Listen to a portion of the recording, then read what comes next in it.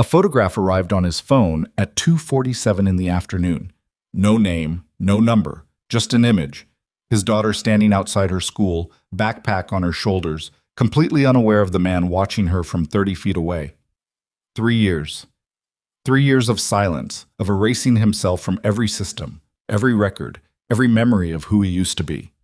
3 years of mop buckets and empty hallways and parent-teacher nights where nobody looked twice at the quiet janitor in the corner. One photograph ended all of it. If this story already has your heart racing, hit like, drop your city in the comments so I can see how far this story has traveled, and stay with me until the very end. The hallway on the 3rd floor of Ridgemont Elementary smelled like industrial cleaner and old carpet, the same way it had smelled every afternoon for the past 3 years. Jack Callahan had mopped this same stretch of floor so many times he could do it half asleep, which was sometimes the point. The repetition was the point. The ordinariness of it, the bucket, the gray water, the squeak of rubber soles on linoleum, was something he had chosen deliberately, the way a man chooses a particular kind of quiet after spending years surrounded by noise that could kill him. It was a Thursday in late October. The kids had been released 40 minutes ago. The building was mostly empty except for a few teachers finishing up in their classrooms and Mrs. Delgado from the front office, who always stayed until 5 because she had nowhere particular to be. Jack had started at the far end near the gymnasium and was working his way toward the stairwell, moving in slow, even strokes, the mop making a low, wet sound against the floor.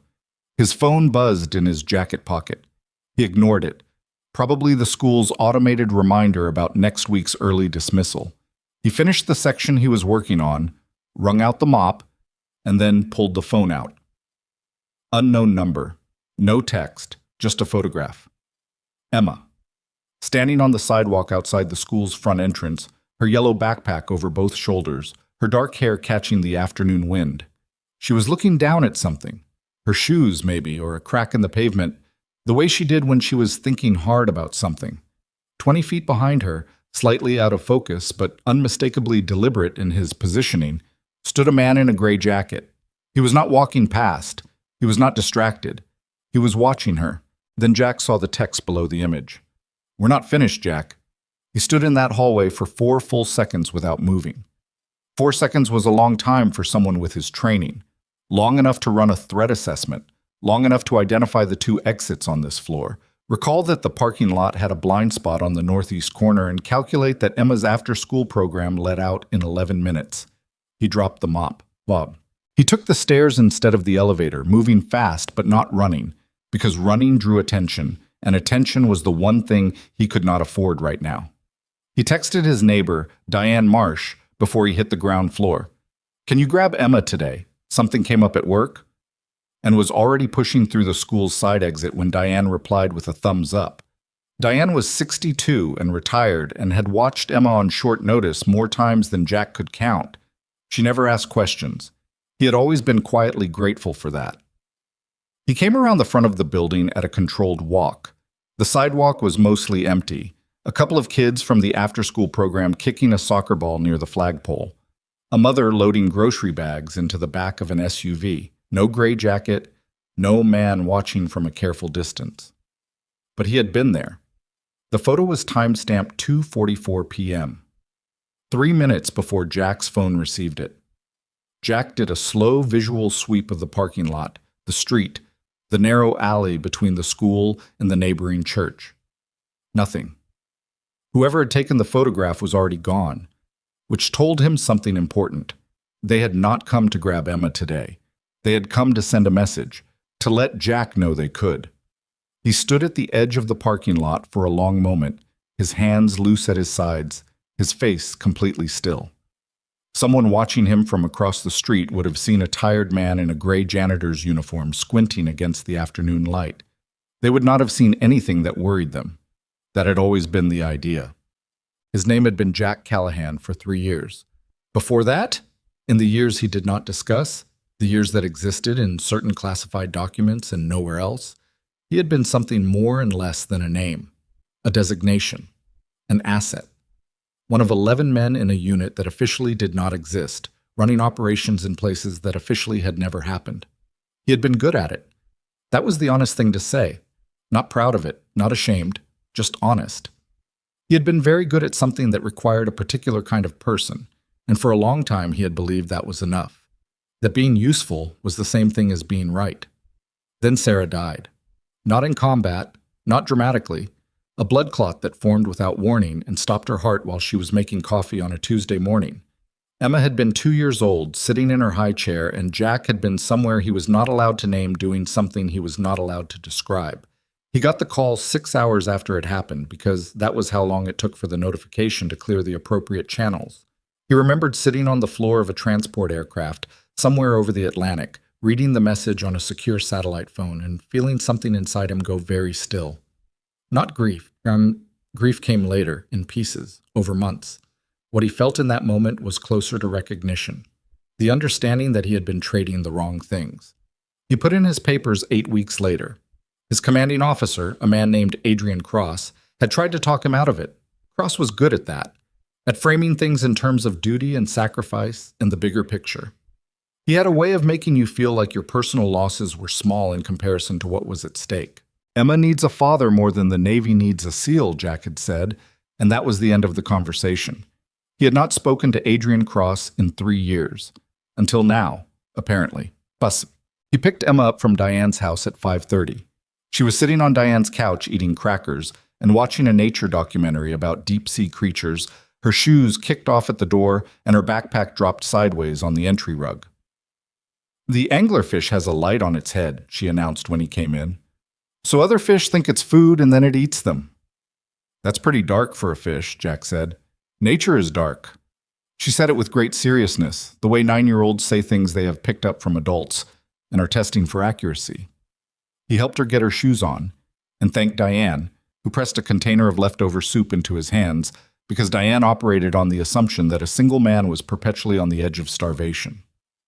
He thanked her twice and meant it both times. In the truck, Emma talked about the anglerfish for another 4 minutes and then shifted to a conflict with her best friend Mia involving a misunderstanding about a shared pencil case. Jack listened to all of it. He watched the mirrors. He took 3 different turns on the way home that added 6 minutes to the drive. Nothing followed them. At home, he made her macaroni and cheese from the box because it was Thursday, and Thursday was Box Mac night, a tradition Emma had established and enforced with the kind of bureaucratic rigor that occasionally made Jack wonder if she would grow up to be a labor attorney. He watched her eat. He watched her do 20 minutes of homework at the kitchen table, her tongue pushed into the corner of her mouth the way it always was when she was concentrating. He helped her pick out clothes for tomorrow. He read to her from the book they had been working through, a story about a girl who discovered a door in her grandmother's attic that led somewhere unexpected, until her breathing slowed and evened out. Then he sat at the kitchen table in the dark for a long time. He turned the phone over in his hands. The photograph was still there. He had already saved a copy to a flash drive and deleted the original message, old habit, damage control. But he had memorized every detail before doing so. The angle of the shot suggested the photographer had been standing somewhere elevated, possibly a parked car or a raised section of sidewalk. The man in the gray jacket was not the photographer, which meant at minimum 2 people, probably more. The number the message had come from was already dead. He had tried calling it twice and gotten nothing. A burner, obviously. These were not amateurs. Jack pressed his thumbs against his eyes and sat with the silence of the house. He had known, in some abstract way, that this was always possible. You did not do the things he had done and simply walk away clean.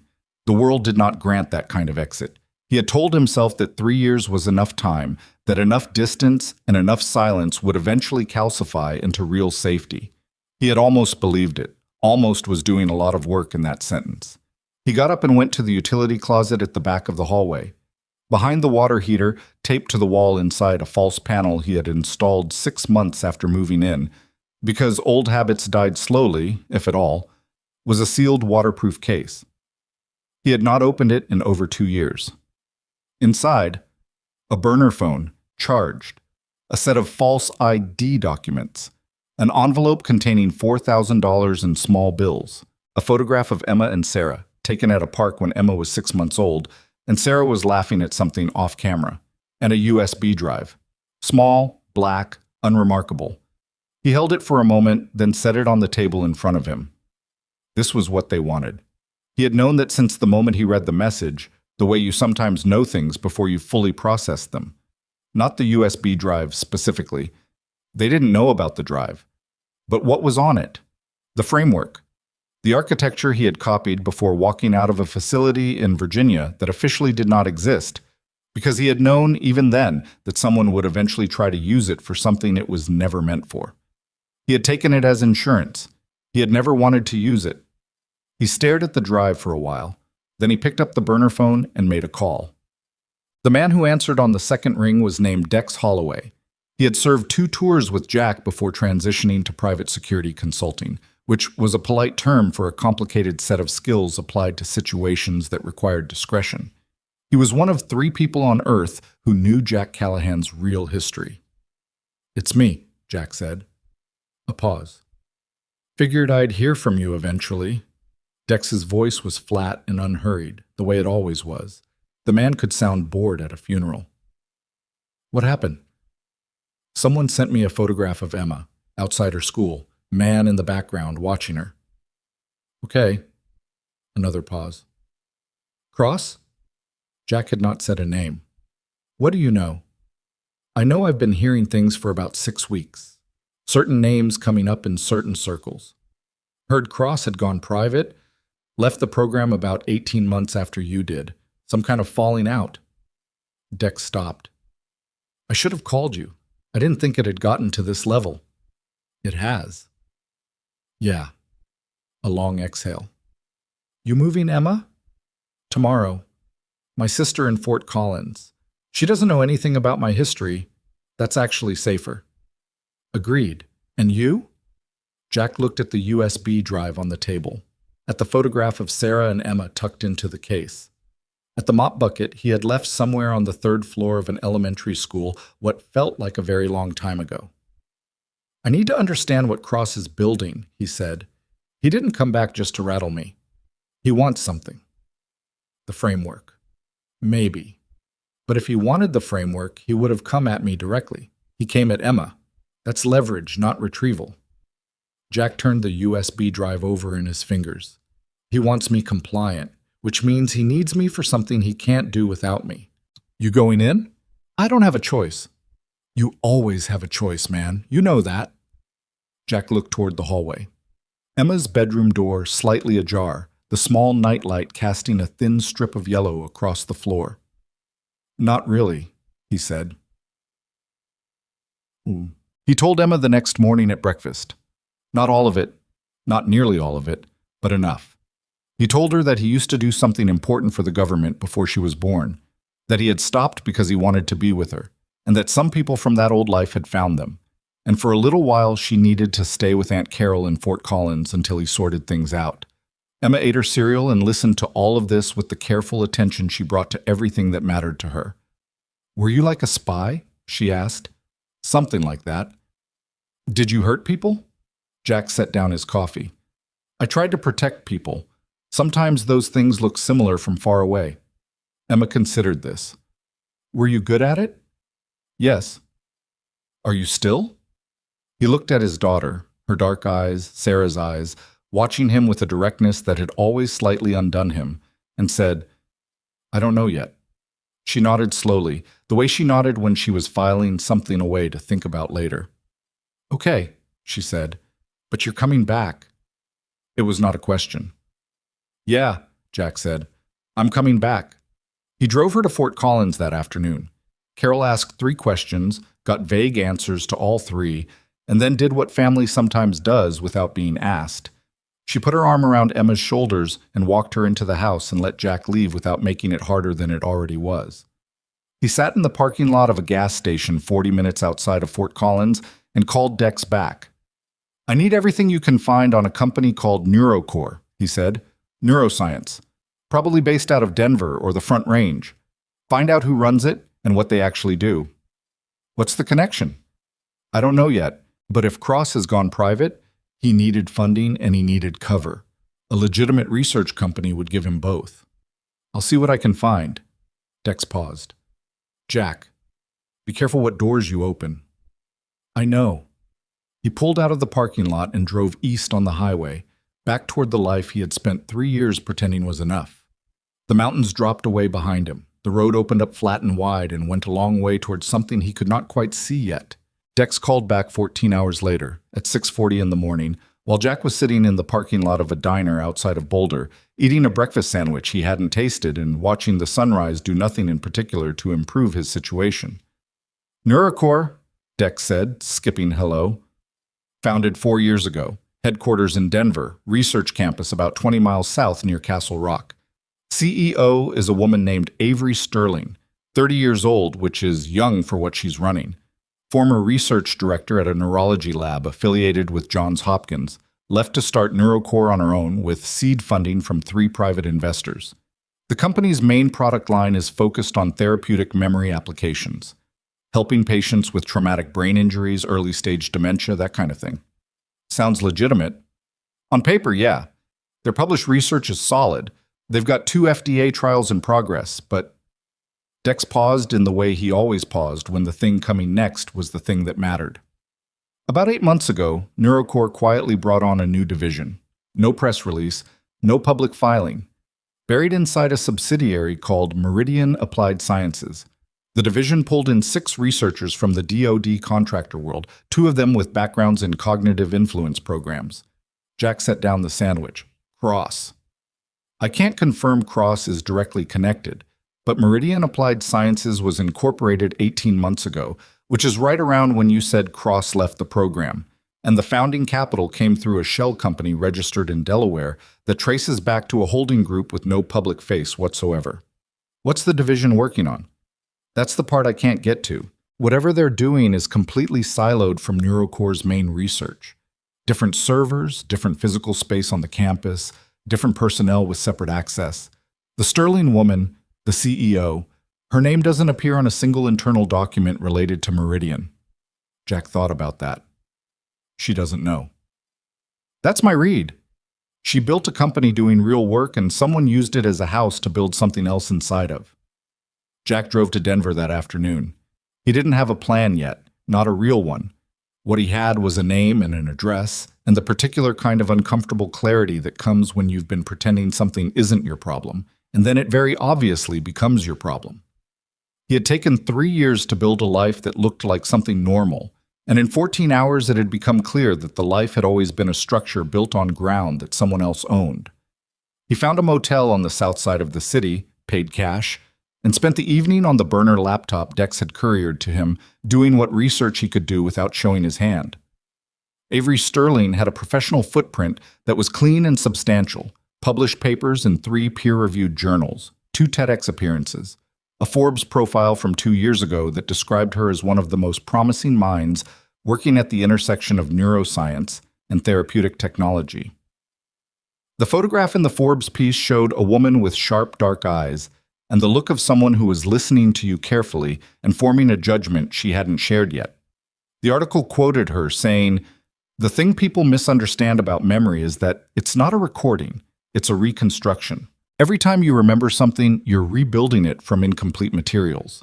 Our work is about giving the brain better materials to work with." Jack read that twice. Then he thought about the USB drive in the waterproof case in his bag, and what was on it, and what someone could do if they combined it with the right infrastructure. He did not sleep much. The Neurocore campus sat at the end of a long corporate access road flanked by young trees that hadn't filled out yet, their branches thin against the gray November sky. It was the kind of facility that announced its own seriousness through architecture, glass and poured concrete, clean lines, a reception lobby you could see from the road that was designed to communicate transparency. "We have nothing to hide" was the message. Jack had spent enough time around people with things to hide to know that the message and the truth were not always related. He had not called ahead. Calling ahead required a reason, and his reasons were the kind that didn't survive being spoken out loud to a receptionist. Instead, he had driven to the campus at 7:30 in the morning and parked in the visitor lot and waited, watching the people arrive for work. It was the oldest kind of surveillance. Not technical, just patient. Watch long enough and you learn how a place breathes. He was on his second cup of coffee from a thermos when his phone buzzed. Dex. "She's not there," Dex said. Sterling? Missed 2 scheduled meetings yesterday. Didn't call in. Her assistant reached out to her personal cell 3 times. Nothing. Jack looked at the building. How long? She was last confirmed on campus Tuesday afternoon. That's 36 hours. Who else knows? Right now, it's being handled internally. Her assistant talked to the COO, guy named Pratt. Pratt told her to give it another day before escalating, which is an unusual thing to say when your CEO has been unreachable for a day and a half. Unless Pratt knows why she's unreachable. Yeah, Dex said. That's what I thought too. Jack put the thermos back in the cup holder and started the truck. It took him 2 days to find the thread, and he found it the way most threads get found. Not through brilliance, but through the slow, unglamorous work of elimination. He talked to a former colleague of Sterling's from Johns Hopkins, a researcher named Patel who had left NeuroCore 6 months ago and was not particularly careful about what he said over lunch when someone was buying. He found the coffee shop where Sterling apparently went most mornings, talked to the barista long enough to establish that Sterling had been in on Monday, but seemed distracted, kept looking at her phone. The barista, a 23-year-old with opinions about pour-over technique, said, "She left like halfway through her latte, which she never does, and she forgot her laptop sleeve. I put it behind the counter, and she never came back for it." Jack asked if he could see the sleeve. The barista shrugged and produced it. A slim gray case, nothing remarkable about it except that when Jack unzipped it, there was a folded piece of paper tucked into the interior pocket. Not a note. A printout of what looked like an internal document, several pages, dense with technical language and numbers. Across the top, handwritten in blue ink, Meridian, do not file. He took a photograph of each page and zipped the sleeve back up and thanked the barista and left. He sat in his truck and read through the photographs. His technical knowledge was enough to understand the broad shape of what he was looking at, even if the specifics were outside his expertise. The document appeared to be a progress report for something called the remapping protocol, a system designed not to repair damaged neural pathways, but to selectively overwrite functional ones. The language was clinical and carefully dry, the way scientific writing often is when the people writing it do not want to think too hard about what they're describing. But the application was clear enough. This was not therapeutic technology. This was a system for changing what a person remembered, not adding false memories necessarily. That was harder and less reliable than the movies suggested. What the remapping protocol appeared to do was suppress and redirect. Take a real memory and systematically erode its emotional architecture until the subject no longer believed in it the way they once had. Replace conviction with doubt. Combined with the military framework on Jack's USB drive, a targeting and delivery system originally designed for a completely different purpose, the remapping protocol would have a mechanism for scale. Jack sat with that for a while. He thought about what Adrian Cross had said years ago in the long late-night arguments they sometimes had in the vehicles between operations, when Cross would get philosophical in the way that some very intelligent people got philosophical when they were already moving in a direction they hadn't admitted to themselves yet. Cross had believed, genuinely believed, Jack thought, that most human conflict was a memory problem. People remembered injuries that shaped their loyalties. They inherited grievances. They constructed identities out of curated pasts. If you could adjust the past, you could adjust the person. And if you could adjust enough persons, you could, in theory, adjust the direction of things. Cross had always framed it as a thought experiment. Apparently it had become something else. He drove to the NeuroCore campus that evening and got as far as the perimeter fence on the facility's eastern edge before security lighting triggered, and he backed off. He was not ready to go in blind. He needed more. What he needed, specifically, was Avery Sterling. He spent the next morning reworking the chain of contacts. Dex fed him names, Jack made careful calls, built outward from the edges of Sterling's professional life. Her former assistant at Johns Hopkins, a board member at a nonprofit she'd contributed to, an architect who had designed a renovation to her home in Cherry Hills 2 years ago. The architect was not useful. The board member knew nothing. The former assistant, a woman named Renata, now working at a hospital in Chicago, picked up on the third call and said, "I was wondering when someone was going to call about Avery." "What do you mean?" I mean, she called me last week. Avery. She never calls anymore. We're not that close, so I knew something was off. Renata's voice dropped slightly, the way voices do when people are deciding how much to share with a stranger. She said she had found something at the company, something that was making her think she needed to talk to someone outside of NeuroCore. She asked if I knew anyone who could. She said handle a situation quietly. I told her I didn't. Did she say what she found? Not exactly. She said, a pause. She said there were experiments happening that she hadn't approved, on people, that someone had been running trials through her company without her knowledge. Jack felt something tighten in his chest. Did she say anything else? She said she was going to confront someone about it. I told her to be careful. She said she would. Renata was quiet for a moment. That was 6 days ago. Jack thanked her and hung up 6 days ago, which meant Sterling had known before she disappeared, which meant the disappearance was not a coincidence. He was back in his truck, driving without a particular destination, when the burner phone rang. Unknown number. He almost didn't answer. He answered. A woman's voice, quiet and tightly controlled. Is this the person asking questions about NeuroCore? Jack said nothing. I need you to listen to me carefully, the voice said. I don't have a lot of time, and I need to know if you're someone I can trust or someone they sent. Who's they? Don't do that. If you were one of them, you would already know who they are, so the question tells me something. Who are you? Jack made a decision. My name is Jack. I'm not affiliated with anyone currently. I have reasons to be interested in what's happening inside Meridian Applied Sciences. A long pause. Long enough that he thought she had hung up. I'm Avery Sterling, she said.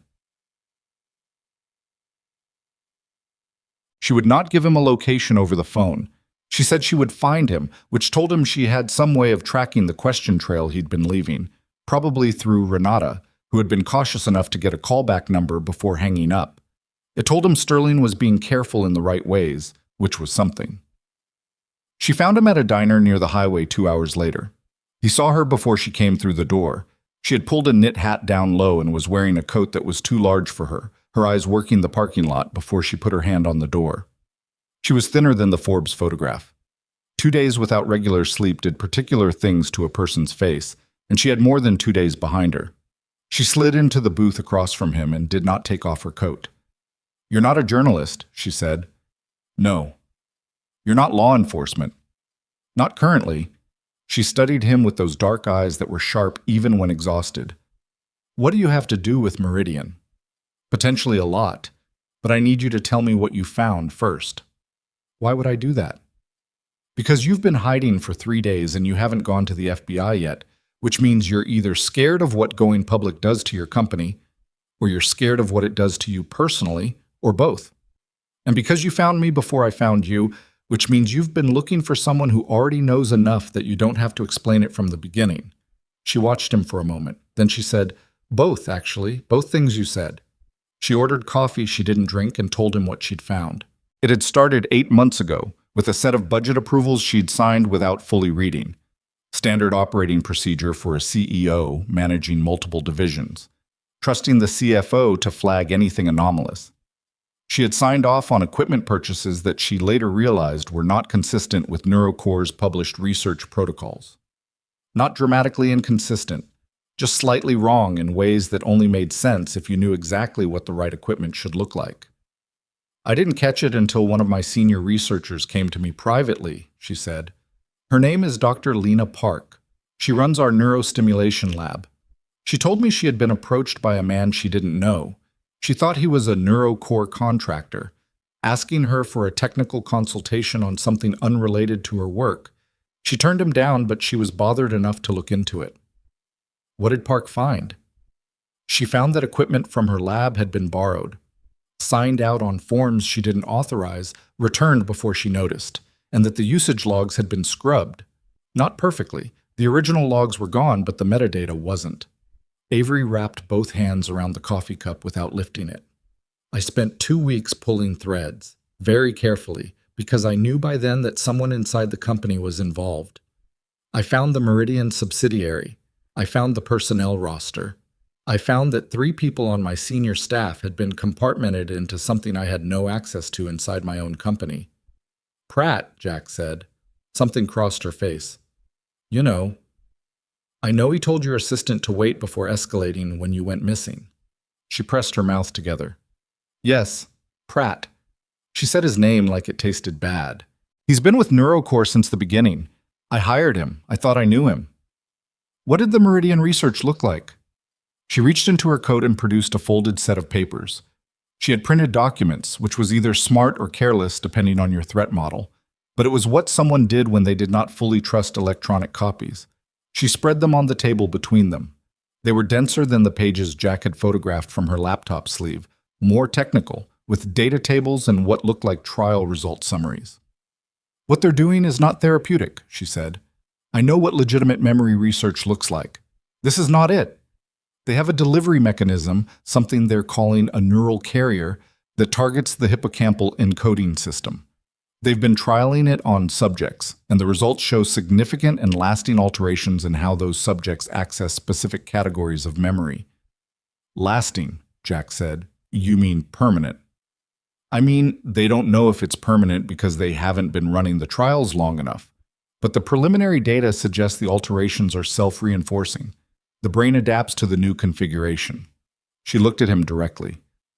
Someone has spent a great deal of money building a very careful system for making people remember things differently than they actually happened, and they built it inside my company without my knowledge.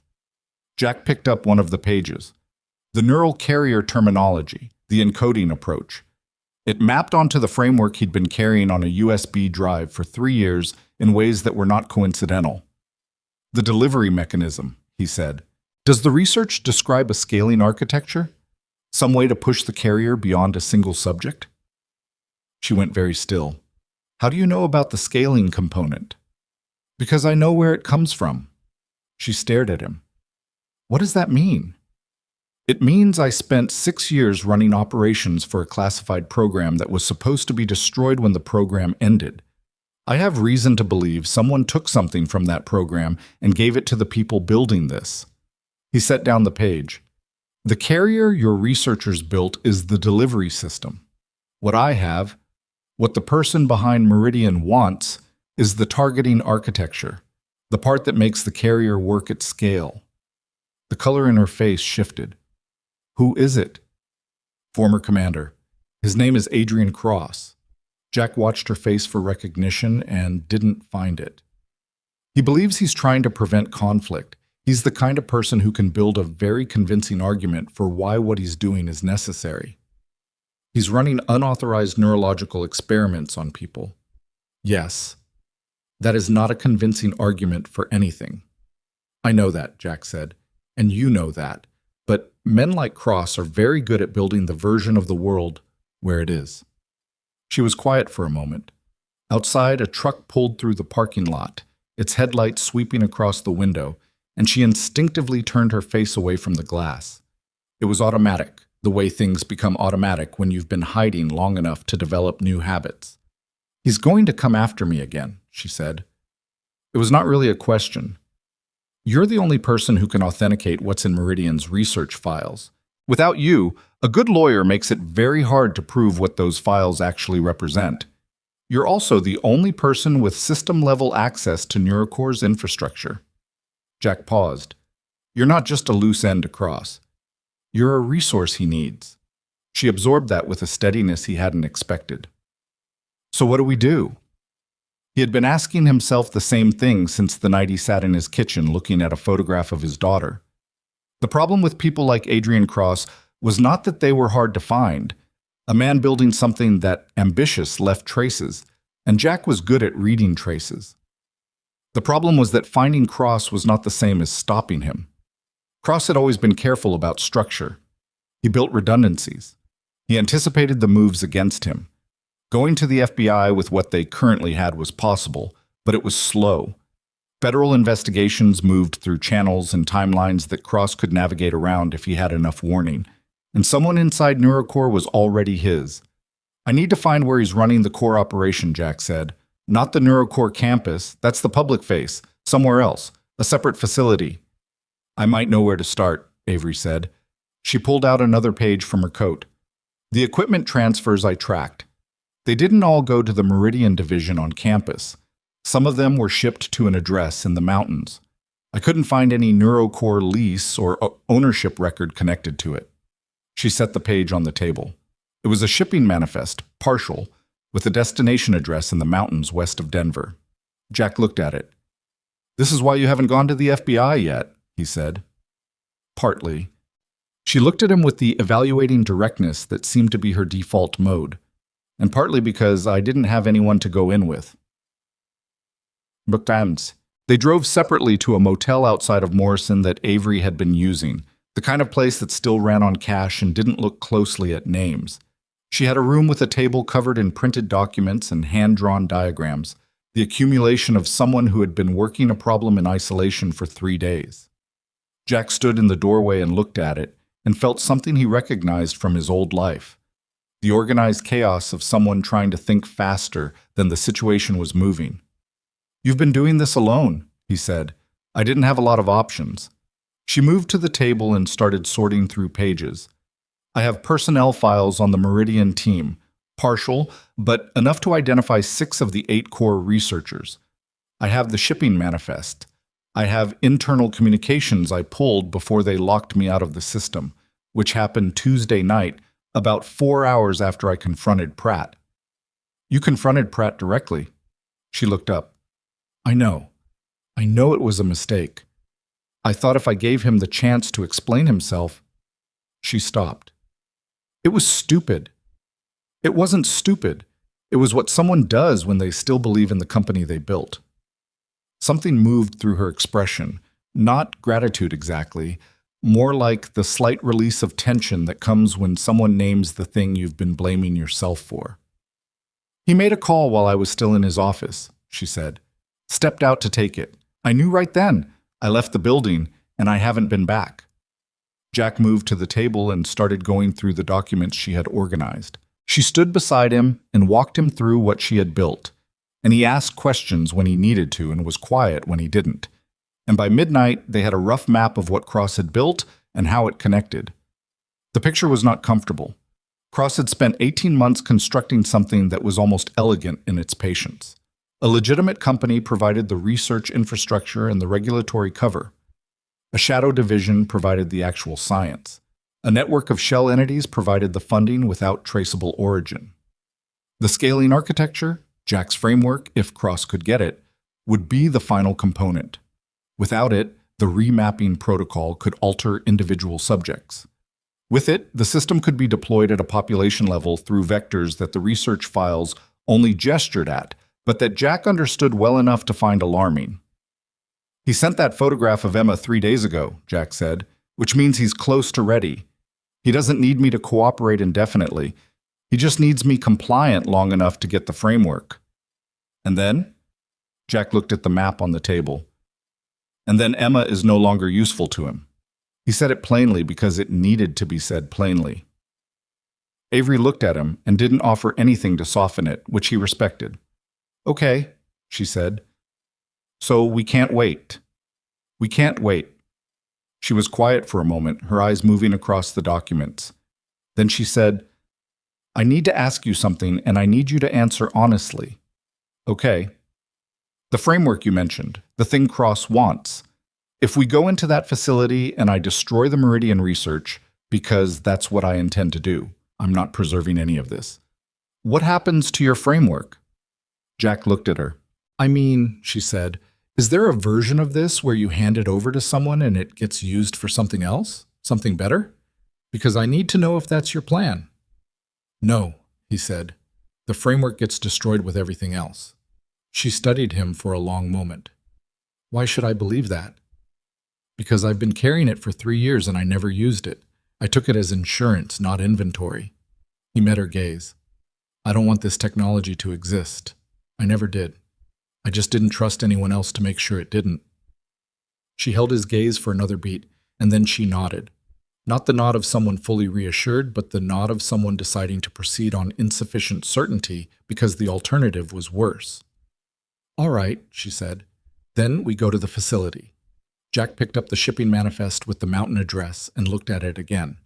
Outside, the wind came down off the range and shook the motel's single exterior light, and for a moment the room dimmed and then steadied, and the map on the table cast long shadows across both of them. They left Morrison before sunrise. Avery drove her own car, a rental she'd paid cash for at a lot near the airport 2 days ago, which showed the kind of operational thinking that Jack had not expected from a neuroscientist, but was quietly grateful for. He followed in his truck, and they took separate routes up into the mountains because arriving together at a location that might be watched was the kind of mistake you only made once. The address on the shipping manifest led them to a county road about 12 miles west of a small town called Gilpin Crossing, the kind of road that appeared on maps but not on the usual navigation apps, unpaved for the last 4 miles and hemmed in by lodgepole pines that had grown close enough to brush both sides of a vehicle. Jack had driven it once the previous afternoon to run a preliminary look. Slow pass, nothing suspicious on his end, though he had noted 2 things. A security camera mounted on a pine tree about a mile from the end of the road, angled to capture incoming traffic, and a separate vehicle track that branched off the main road and disappeared into heavier tree cover. Someone had thought carefully about what this property looked like to a casual visitor and what it looked like to anyone paying attention. He had not told Avery about the camera. He told her now, over the phone, as they both pulled off the county road into a clearing about 2 miles from the branch point. "So they know someone drove past yesterday," she said. "They know a truck drove past. There's no way to tie it to me specifically unless they already know I'm looking." He paused. "Which they might." "Comforting?" "I'm not here to comfort you."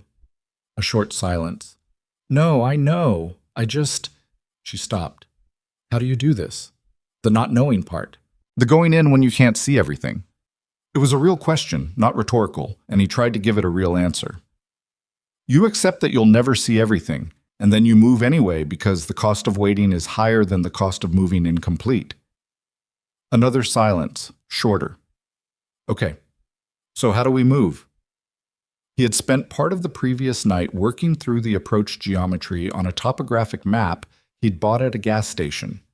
The facility, whatever it was, sat in a natural depression at the base of a granite ridge, which gave it elevation protection on 3 sides and a single primary access road on the 4th. The vehicle track he had noted branched off before the security camera, which meant it predated the camera or was designed to avoid it.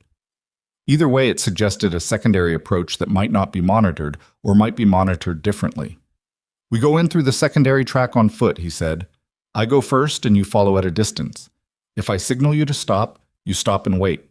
If I don't signal you within 45 minutes, you go back to the clearing and you call the number I gave you last night." "Dex?" "He'll know what to do." "And what do I do if they have security personnel?"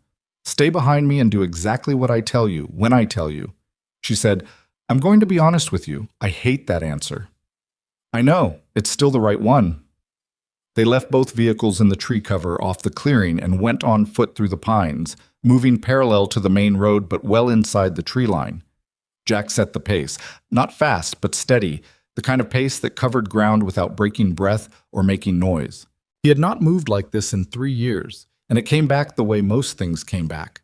Not smoothly, not perfectly, but in the muscle before the mind, the body remembering what the conscious self had spent time trying to forget. The ground was cold, and the trees were close, and the light came in thin and gray through the canopy. Avery moved reasonably well for someone who had not done this before. She stepped where he stepped. She matched his pace. She did not talk. At one point, she caught her foot on a root and went down on one knee and was back up in 2 seconds without making a sound. He noted it and did not comment. The secondary track was there. A narrow cut through the trees, old tire marks in frozen mud, edged with dead grass. He followed it slowly, stopping every 100 yards to listen. Nothing moved except the wind in the upper branches, and once, a pair of jays that lifted out of a nearby pine and settled again without alarm. The facility came into view through the trees at the end of a slight downslope, not a dramatic reveal, just a gradual clearing of the canopy until suddenly there was a building. Concrete and corrugated metal, designed to be unobtrusive from the air. A long, low structure with a secondary module attached at the east end. No exterior windows on the main building. 4 vehicles in a gravel lot. One external camera he could see, mounted above what appeared to be the main entrance, and a second he spotted on the corner of the secondary module. He held up a fist and Avery stopped 3 steps behind him. They crouched at the tree line for 4 minutes. No perimeter guards visible. No foot traffic outside. The vehicles in the lot were unremarkable. 2 SUVs, a sedan, a panel van. The panel van had a Neurocore logo on the side that someone had covered incompletely with gray paint, the ghost of the original logo still visible underneath if the light hit it right. He scanned the camera positions and mapped the blind spots. The secondary module's east-facing wall had no coverage. The gap between the main building and the secondary module, maybe 8 feet of covered walkway, was also out of frame from the camera he could see, though there might be one he couldn't. He turned to Avery and spoke very quietly. The secondary module. Is that consistent with what you know about how the Meridian equipment was configured? She studied the building for a moment. The shipping manifest had the bulk of the specialized equipment going to a second-phase installation. Yes, that's probably where the active research is. Okay, he thought through it. The direct approach to the secondary module from their current position required crossing about 60 feet of open ground before reaching the east wall. 60 feet was a long way with uncertain camera coverage. The alternative was to go around the back of the main building along the ridge face, which added time and unknown terrain. He chose the known distance over the unknown terrain. When I move, you count to 10 and then follow. Stay low and don't stop until you're against the wall. Don't look at the cameras. She nodded. He went. The 60 feet felt longer than it was. He moved in a low-controlled run, keeping his profile minimal, reaching the east wall of the secondary module and pressing against it and scanning in both directions. Nothing. No shout, no alarm, no sound of doors. He was still. 10 seconds later, Avery was against the wall beside him, breathing slightly fast, her back flat against the concrete. Okay, she whispered. Okay, he said. The east wall had a single door with a keypad entry. He examined it without touching it. Standard commercial keypad, the kind used in corporate facilities everywhere. Avery looked at it and then reached into her jacket and produced her Neurocore employee ID card.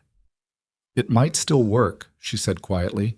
They locked me out of the digital systems, but this facility isn't on Neurocore's main access control network.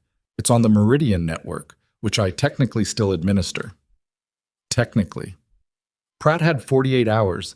He might not have thought about physical access cards for an off-site facility. It was a reasonable bet. Jack watched the tree line while she held the card to the reader. A pause. Then a soft click, and the door opened. Not a smooth entry. A lucky one. There was a difference, and he kept it in mind. But the interior of the secondary module was not what he had expected, which was a laboratory in the traditional sense, benches and equipment, and the particular organized sterility of active research. What he found instead was something that felt more like a monitoring center. Banks of screens on 2 walls, most of them displaying data feeds, physiological readouts, scrolling numbers, what appeared to be neural activity graphs. A central workstation with 3 terminals, filing cabinets along the north wall, their drawers labeled with codes rather than names. And at the far end, behind a second interior door that stood partially open, the actual laboratory space. Equipment he recognized from Avery's descriptions, and some he didn't. A reclining chair at the center with attachment points at the head and wrists that made his jaw tighten. Avery moved past him toward the workstation. She sat down at the center terminal, and her hands went to the keyboard with a precision that was different from how she moved in open space. This was her territory, or something close enough to it. The systems are networked, she said quietly, her eyes moving across the screens. This is pulling data from at least 6 active monitoring sessions. How many subjects? I don't know yet. She typed without looking at her hands. The session files are coded, but the physiological data streams are live. Someone is here. Jack moved to the interior door and looked through into the lab space. Empty. The equipment hummed at low power, the reclining chair unoccupied. He pushed the door further open and went in, moving along the perimeter of the room. Another door at the far end, closed. He went to it and listened. Voices. 2, maybe 3, on the other side. Calm, professional. A man's voice he didn't recognize, saying something about a calibration threshold, a response from someone else. Not Adrian Cross. He would have recognized Cross's voice after a decade of proximity. He went back to Avery. We have company in the adjacent space. At least 2 people. I know. She didn't look up. I found the personnel logs. There are 4 researchers on site today and 1 administrative person. She paused. And 1 other. Who? She turned to look at him. Someone logged as Visitor 1. No name in the system. Arrived yesterday, still on site. She held his gaze. It could be Cross? Jack thought about that. Cross here, now, could mean the timeline was tighter than he'd calculated. Or it could mean Cross was here for another reason. Can you access the core research files from this terminal? I'm already in. She turned back to the screen. Give me 15 minutes. He stood at the door and watched the corridor while she worked. The voices in the adjacent room continued at intervals. The measured, purposeful conversation of people focused on technical work. He listened for any change in tone, any shift that suggested awareness. Nothing. At the 9-minute mark, Avery said quietly, Jack. He moved to the terminal. She had opened a file directory and was scrolling through it, her face in the screen's light showing something between revulsion and a hard, focused anger. The trial records, she said. They have 63 subjects documented across 8 months. 22 of them are listed as Phase 2, which, based on what I'm reading, means they've undergone the full remapping sequence, not just the carrier delivery. She stopped scrolling. The subjects are real people. I can see their intake biometrics. They all have ID codes, no names, but they were real people who came into contact with this program somehow. Cross's operation would have access to populations, Jack said. Military-adjacent contractor networks. People who wouldn't be missed immediately, or who could be explained through official channels. She looked at him. The revulsion had settled into something colder. We have to destroy this. I know. No. I mean, I need to copy it first, for the investigators, and then I need to destroy the research pathway so completely that no one can reconstruct it from what's here. She turned back to the terminal. The remapping protocol runs on a proprietary architecture that lives in 3 places. This terminal, the main server in the primary building, and a backup they've been running to an off-site cloud environment. I need to access all 3. You can do that from here? The terminal in this building I can access now. The primary building server I need a direct connection to, which means I need a cable run from here to there, or a physical terminal in the main building. She paused. The cloud backup I can kill remotely if I can get into the Meridian Network's administrative layer, which requires a second authentication that my card doesn't carry. What does carry it? The on-site system administrator. There's a hardware key that generates the second authentication. It's a physical device. Where? Log to the administrative user, someone on site. He thought about the voices in the adjacent room, the administrative person Avery had found in the personnel logs. One of the 5 people here. Yes. This was the part of the plan where the plan ran out and something else had to take over. He had been in this position before, more times than he could count. The moment when preparation ended and improvisation began, and the only thing left was to move forward and adjust. Keep working on what you can reach, he said. I'll find the administrator. Jack? She caught his arm as he turned. Be careful how you do that. If anything alerts them before I have the files copied. I know. He looked at her hand on his arm, then at her face. I know. Give me 10 minutes. Set. He went through the interior lab and out the far door into a connecting corridor he hadn't known was there. The secondary module connected to the main building through a short passage that bypassed the exterior entirely, which meant the facility's 2 components were more integrated than they had appeared from outside. Which meant he had been wrong about the layout, which was the kind of mistake that mattered. He adjusted and kept moving. The corridor opened into the main building's eastern wing, a small break room, unoccupied. Beyond it, a longer hallway with doors on both sides, most closed. The voices he'd heard earlier were somewhere ahead and to his left. He moved carefully, staying close to the wall, listening at each closed door before passing it. The third door on the right had a light under it and the sound of a keyboard, steady, single-handed typing with pauses. not the concentrated burst typing of someone in the middle of technical work. Administrative. He put his hand on the door handle.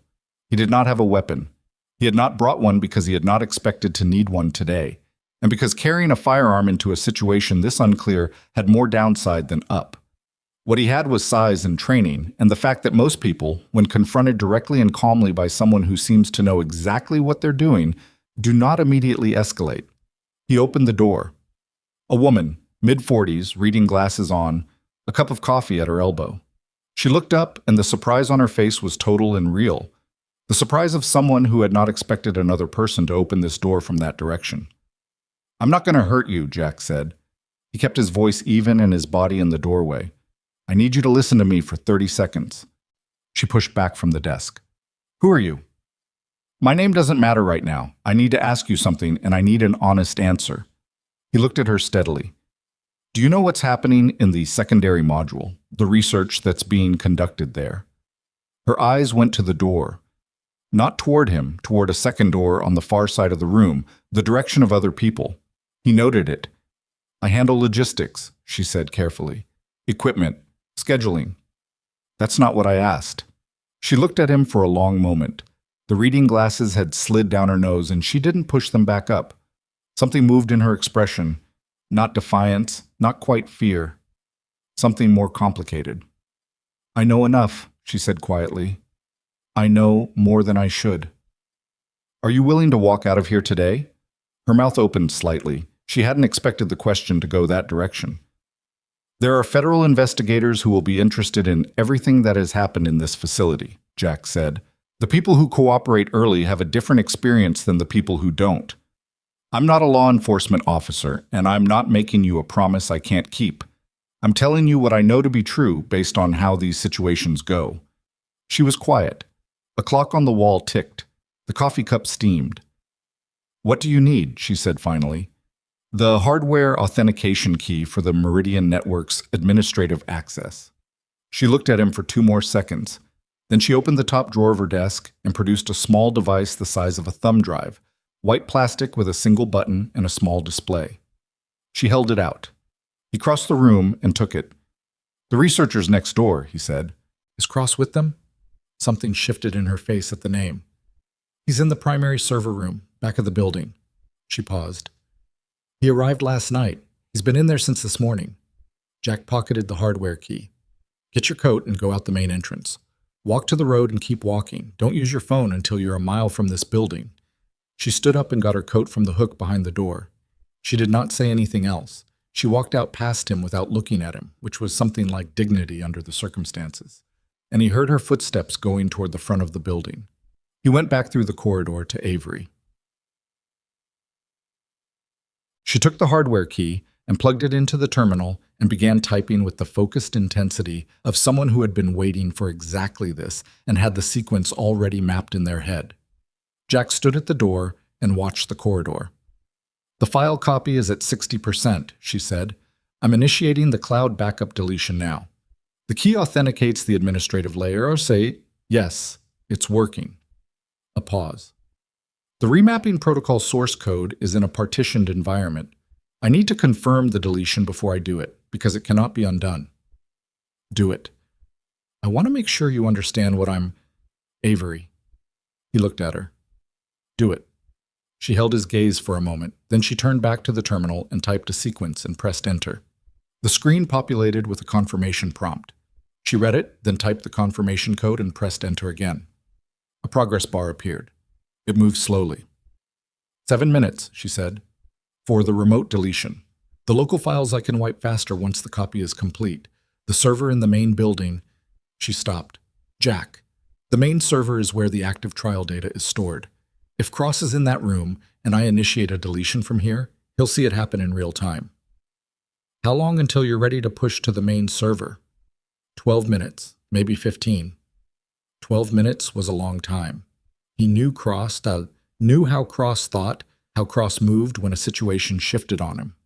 The man was not the kind to panic, but he was also not the kind to wait. If he saw his research disappearing, his first move would not be to shut down the deletion. His first move would be to go for the leverage he already had. Emma. Jack pulled out the burner phone and called his sister's house. 4 rings, 5. Carol picked up. Hey, is everything? Put Emma on, Jack said. A pause. Footsteps. Then Emma's voice, slightly cautious the way she got when she sensed adult tension. Dad? Hey, Bug. He made his voice steady. How are you doing over there? Fine. We made chili.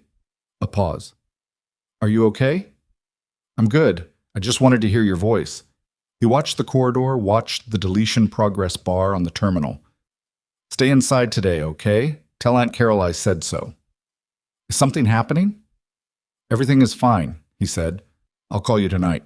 He hung up. Avery was watching him from the terminal. She's safe? Avery asked. For now. He calculated. I need to go to the server room. Jack? I need to keep Cross occupied until your deletion completes. If he sees it start, his first instinct is going to be to call whoever he has watching Emma. He kept his voice flat. That's not a risk I'm going to take. She looked at him with something he couldn't quite name. Not quite fear for him, but close to it. You don't have a weapon. No. Cross presumably does. Probably. He glanced at the deletion bar. What's your phone number? The rental's number. She told him. He memorized it. When the deletion is done, all 3, local, remote, and server push.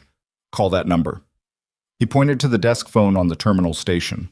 1 ring and hang up. That's my signal. What happens after? We walk out. She looked like she wanted to say something about how simple he was making it sound. She did not say it, which was the right call. He went back into the corridor. The primary server room was at the back of the main building, accessible through a fire door marked with an electrical hazard sign that was, Jack suspected, more deterrent than warning.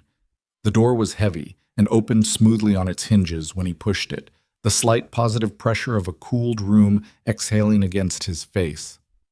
The room was larger than he'd expected. Floor-to-ceiling server racks on 3 walls, indicator lights running in rows of green and amber, the low, constant sound of cooling fans filling the space with white noise. In the center, a freestanding workstation with a chair, and at the workstation, with his back to the door and his attention on a screen that was currently showing NeuroCore's Meridian Network architecture in schematic form, was Adrian Cross. He was older than the last time Jack had seen him. The hair was entirely gray now, cut shorter than Jack remembered. He was wearing a dark jacket and sat with the particular controlled stillness that had always been one of his defining qualities. Not the stillness of relaxation, but the stillness of a person who had trained himself to stop performing agitation he actually felt. He had been a remarkably still man in the field, and it had made him very difficult to read. He did not turn around when the door opened. I wondered when you'd find this room, Cross said. Jack let the door close behind him. Adrian? You can call me Cross. You always did. He turned then. Slow, deliberate, the chair rotating to face Jack. He looked at Jack the way he had always looked at his people, with the expression of a man calibrating everything he saw. You look like a janitor. I was a janitor. You were a SEAL who was pretending to be a janitor. Cross's voice carried the same measured quality Jack remembered. Not warm exactly, but engaged. The voice of a man who took conversations seriously. That's a different thing. How long have you known where I was? 18 months? He said it without apology. I found you through a property record in Colorado. You used your real middle name on the lease. Small mistake. I thought I was done. Nobody's done, Jack. That's the thing you didn't understand when you left. Cross stood. He was still physically imposing, taller than average, the kind of build that didn't entirely leave a man even when the operational years were behind him. I didn't want to involve your daughter. I want you to know that. Emma was a last resort. She was a first resort, Jack said. You sent that picture before you tried anything else. Cross paused. A slight recalibration. I needed your attention immediately. The timeline doesn't allow for... Tell me about the subjects, Cross. The pause was shorter this time. What specifically? 63 people. What were they? Cross moved around the workstation, not toward Jack, but at an angle that put the server racks between them. It was a small movement, but it was not accidental. They were volunteers. The intake documentation doesn't mention informed consent. Informed consent is a framework for situations where the subjects can adequately evaluate the risk. These subjects couldn't because they didn't have the full technical picture, but they were willing participants who understood they were part of an experimental program. That's not what volunteers means. Jack. Cross's voice took on the quality Jack recognized, the quality that had made him a compelling commander, the quality that convinced people he was the most reasonable person in the room. What we're building is not what you think it is. Yes, the early trials were imperfect. Experimental science is imperfect. But the end application is a system that can alter what people remember and believe at population scale. Jack kept his voice even.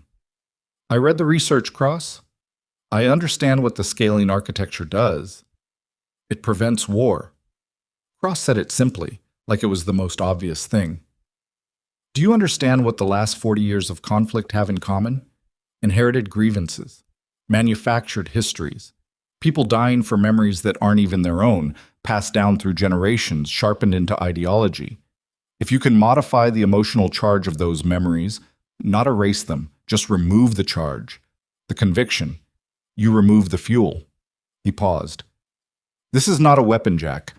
This is the most significant piece technology ever developed. Jack looked at him. The server lights pulsed in their rows. The fans made their constant sound. You don't get to decide that, Jack said. Someone has to.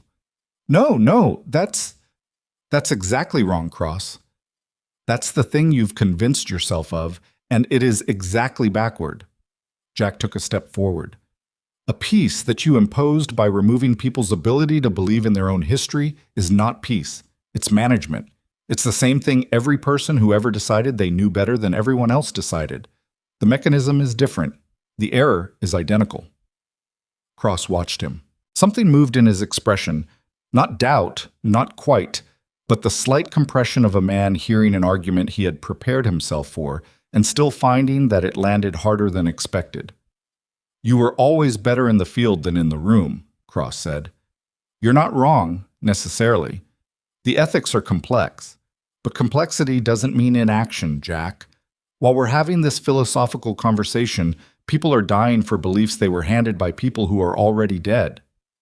Then find another way to address that. This is the way. On the workstation screen behind Cross, Jack saw something change. A secondary window had appeared in the corner of the screen, partially overlapping the network schematic. A deletion progress notification. The remapping protocol source files, removing from the cloud backup layer. Cross had not seen it yet. His back was partly to the screen. Jack kept his eyes on Cross's face. The framework, Cross said. You have it. Yes. I need it, Jack. What's in that facility next door is incomplete without it. You know that. I know. I'm not going to threaten Emma again. I'm asking you directly, man to man. Give me the framework and walk away. I will make sure you and your daughter are never touched by this. And if I say no? Cross's expression did not change. Then we're in a different conversation. Jack held his gaze. Behind Cross on the screen, the deletion window was progressing. He did not look at it. He held Cross's eyes and kept the man's attention precisely where it was, because this was the one thing he could do right now that mattered. Hold the line for another 4 minutes, another 3, another 2. Tell me something, Jack said. The subjects in the trial, the 22 who went through the full remapping sequence, do they know what was done to them? A beat. No. Are they going to find out? That depends on what happens in the next few hours. Then let me tell you what's happening in the next few hours, Jack said. Because you should know. He did not look at the screen. He watched Cross's face and he talked. Not about the research deletion, not about Avery working 2 rooms away, not about anything that was actually happening. He talked about Emma. He talked about the Thursday Boxmac dinners and the anglerfish documentary and the way his daughter had said, but you're coming back that morning in Fort Collins, like it was a fact she had personally decided into existence. He talked about Sarah, which he had not talked about with anyone in 3 years, the blood clot on a Tuesday morning and the satellite phone and the 6 hours and what he had understood in that transport aircraft over the Atlantic about the things he had been trading. He talked because talking kept Cross's eyes on him, and behind Cross, the deletion window ticked forward. Cross stood very still and listened. His expression had shifted into something harder to read, not softened, not moved in any sentimental sense, but present in a way that was different from the tactical engagement of a few minutes ago. He was listening the way he listened when he thought something was important. The desk phone on the workstation rang once and stopped. Cross turned toward the sound, instinctive, and saw the screen. Jack watched him take in the deletion window, watched him process what it meant, watched the particular stillness of the man shift into something else entirely. Not panic. Adrian Cross did not panic, but the rigid, controlled response of someone whose carefully constructed situation had just come apart. "No," Cross said.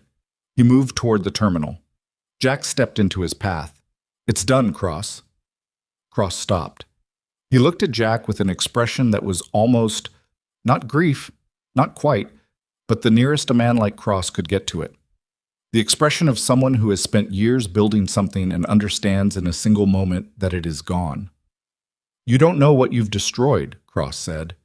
"I know exactly what I destroyed," Jack said. "That's why I'm here." The two men stood in the server room with the fans making their steady sound and the indicator lights running in their rows, and for a long moment neither of them moved. Then Cross reached slowly into his jacket. Jack moved, not away, toward. He closed the distance in 2 steps, one hand going to Cross's wrist before the jacket was fully open, the other to the man's shoulder, and the two of them went into the server rack at an angle that put Jack's weight behind it, and Cross's arm leveraged back at a joint that did not prefer that direction. Cross made a short, compressed sound. "Don't," Jack said. He was very close. "There is nothing left to protect in here. The research is gone. What you do right now is the only thing that can still change how this ends for you." Cross was breathing hard. Jack felt the resistance in his wrist, the assessment of whether to push, the calculation running in real time. He knew how Cross calculated. He waited for it to finish. The resistance did not leave exactly, but it changed quality. The active kind became the passive kind. Jack reached into the jacket and took the weapon, a compact semi-automatic, safety on, and stepped back. Cross straightened. He was looking at Jack with an expression that was harder to name than anything that had come before. Not defeat. Something more complicated than defeat. "You could have had everything you wanted," Cross said. "Quiet life. Daughter safe. This wouldn't have touched you again." "Emma's not why I'm here," Jack said. "She's part of why, but she's not all of it." He looked at Cross steadily. "You used real people, Cross. You used them without their consent, and you told yourself the math worked out. It doesn't work out. It doesn't work out. And I think somewhere you know that." Cross said nothing. Jack took out the burner phone and dialed Dex. "We need the contact," he said when Dex picked up. "It's time." "Already standing by," Dex said. 20 minutes. Cross looked at the server screen. The deletion was complete. The network schematic he had been working from was still there, but the partitioned environment that had housed the remapping protocol source code was now empty. Not corrupted, not flagged, just empty, scrubbed so cleanly that what remained gave no indication anything had ever been there. He sat down in the chair at the workstation. He did not try to run. Jack stood in the doorway of the server room and waited, and the building held the particular silence of a place where something has just irrevocably ended, and the cooling fans kept running because they did not know the difference. Dex arrived in 19 minutes, which was 1 minute faster than he'd promised, which was typical of Dex. He built extra time into his estimates so he could beat them. He came with 2 other people Jack didn't know, but who moved the way people moved when they had done serious work in serious places, and a 3rd vehicle, a dark SUV with government plates that were not explaining themselves. Jack met him at the facility's front entrance. Dex was shorter than Jack by 3 inches and broader in the shoulders, with a face that looked like it had survived more arguments than it had started. He shook Jack's hand and then looked past him at the building with the expression of a man doing a quick audit. "How many inside?" Dex asked. 4 researchers, 1 administrator who's already gone. Cross. Jack paused. "And Avery Sterling. She's the one who destroyed the research architecture. She has the copied evidence files on a drive."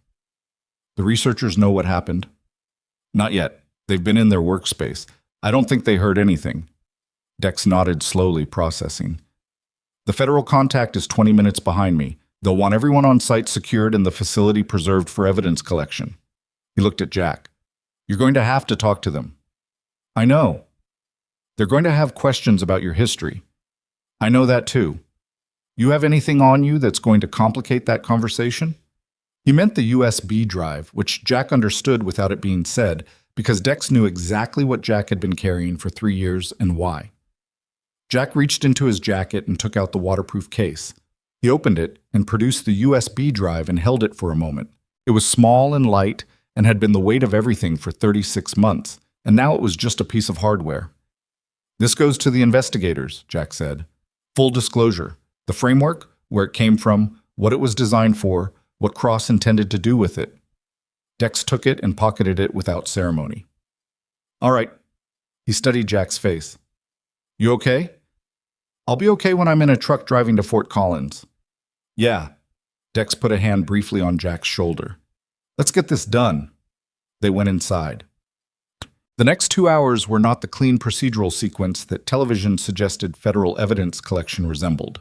They were loud and slow and frequently frustrating, conducted by people who were professionally thorough in ways that did not account for the fact that Jack had been awake for most of the past 4 days and wanted to sit down somewhere quiet. The 4 Meridian researchers were escorted from their workspace by Dex's people before they fully understood what was happening. 2 of them were young enough that their primary response was confusion. A third, a man in his 40s named Wentworth, whose name Jack recognized from Avery's personnel files as one of the core architects of the remapping protocol, said nothing at all when he was walked out, which was the response of someone who had already calculated their situation and decided to wait for a lawyer. The fourth was a woman who started crying before anyone had explained anything, which suggested she had known for some time that a morning like this one was possible. Cross came out of the server room on his own. Jack walked beside him, not touching him, not restraining him, just present. Cross walked with his hands at his sides and his face carrying the same controlled neutrality he had maintained throughout the entire encounter, and he did not speak until they were in the corridor where one of Dex's people met them. I want to speak to my attorney, Cross said. That can be arranged, the man said, before I say anything to anyone. Cross looked at Jack. It was not a hostile look. It was something more like the look of a man acknowledging a move in a game that he had lost. You plan to come in here today and destroy the research. From the beginning. From the beginning, Jack said. And the framework. You're giving that to them. Yes. Cross processed this. I spent 18 months believing I could bring you back into this. That if the stakes were high enough, you'd see what we were building and understand it the way I understood it. He paused. I should have known. You were always the most stubborn man in any room. You built a facility in the mountains to conduct unauthorized neurological experiments on 63 people, Jack said, and you told yourself it was for their benefit. That's not something you understand your way into. That's something you commit to and then build increasingly elaborate arguments to protect. Cross said nothing. I'm not angry at you, Jack said, which was true, and which also surprised him slightly with its truth. I think you believed in what you were doing. I think that made it worse, not better.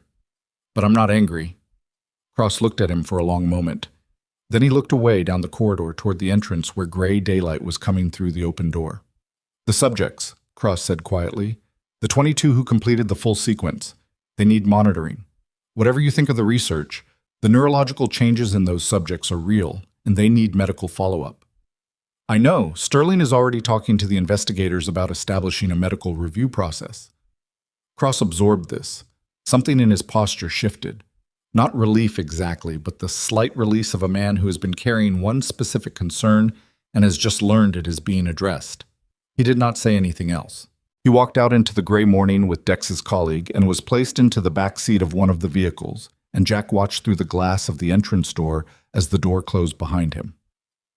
Avery was in the secondary module with 2 of the federal investigators when Jack found her, the drive with the copied research files already handed over and being processed. She was sitting in the chair at the terminal where she had run the deletion, and she had both hands wrapped around a paper cup of coffee that one of the investigators had apparently produced from somewhere. And she looked the way a person looks after the sustained concentration of crisis, finally has nowhere left to go. Not relieved exactly, not broken, but emptied out in a way that would take time to refill. She looked up when he came in. "How's Cross?" she said. "Calm, cooperating." Jack pulled a chair from against the wall and sat down. "How are you?" She considered the question with what he had come to recognize as her genuine mode of considering questions, actually examining it rather than deflecting it. "I keep thinking about Pratt," she said. "I hired him. I built a company with him for 3 years, and he was running this." She stopped. "I keep going over things, looking for the moment I missed, the thing I should have seen. You probably won't find it. I know, but I keep looking anyway." She took a sip of the coffee. "Did Cross say why he chose NeuroCore specifically? Why my company?" "He chose it because it was legitimate, real research infrastructure with a CEO whose scientific credibility would make the cover functional. And because Pratt was already a connection point." Jack leaned forward, elbows on his knees. "He didn't choose your company because it was weak. He chose it because the real work was good enough to be useful." She was quiet for a moment. "That's not as comforting as you might think." "I know." She looked at the emptied server schematic still displayed on the terminal screen. "The 22 subjects, the ones who went through the full protocol. I need to find them. The investigators are already working from the trial documentation. The investigators can work the legal process. I need to work the medical side. I need to set up a monitoring program, proper neurological assessments, follow up at 6 months and a year. Whatever the remapping protocol did to those people, we don't have a clear map of the long-term effects yet." She looked at Jack. "That's going to be my job for the next several years." He looked at her. The sharp dark eyes were tired and certain at the same time. "You're already thinking about what comes next," he said. "I've been thinking about it since Tuesday night when I left Pratt's office." She set down the coffee. "What about you?" It was a fair question, and he did not have a complete answer for it. What he had was the drive to Fort Collins, and Emma making chili with Carol, and a motel room south of Denver with a packed bag in it. Beyond that, the landscape was unclear in ways he had not yet begun to examine. "I don't know, he said. "Not exactly." "That's honest." "I'm working on honest," he said, and she almost smiled at that. Not quite, but close. One of the investigators came to the doorway and told Avery he needed 15 more minutes when she was ready, and she said she'd be right there, and the man left. She stood and buttoned her coat and then stopped, looking at Jack with a directness that was slightly different from the evaluating directness of the past 3 days. "Thank you," she said, "for coming into that facility without knowing exactly how it would go, for staying in that server room when you didn't have to." She paused. "You didn't have to do any of this. You could have just moved Emma to a safer location and gone dark again." "That's not true," Jack said. "Not really." "Because of Cross?" "Because of the 63 subjects. Because of what would have happened if the scaling architecture had gone operational." He looked at the terminal. "And because I took something that was supposed to be destroyed 3 years ago, and I've been carrying it around telling myself it was insurance. At some point, carrying it stopped being responsible and started being avoidance." She studied him. "You're harder on yourself than you need to be." "Probably. I'm not saying that to make you feel better. I mean it as an observation." She pulled on her gloves. "The framework is evidence now. The investigators will classify it and secure it properly, and you won't be carrying it anymore." "No." "How does that feel?" He thought about the waterproof case, the false panel behind the water heater, the weight of the thing that had never been a weight exactly, more like a constant awareness, a presence at the peripheral edge of every day for 3 years. "Light," he said. "Mostly light." She nodded once, the way she nodded when something confirmed what she'd already estimated. Then she walked to the doorway and stopped.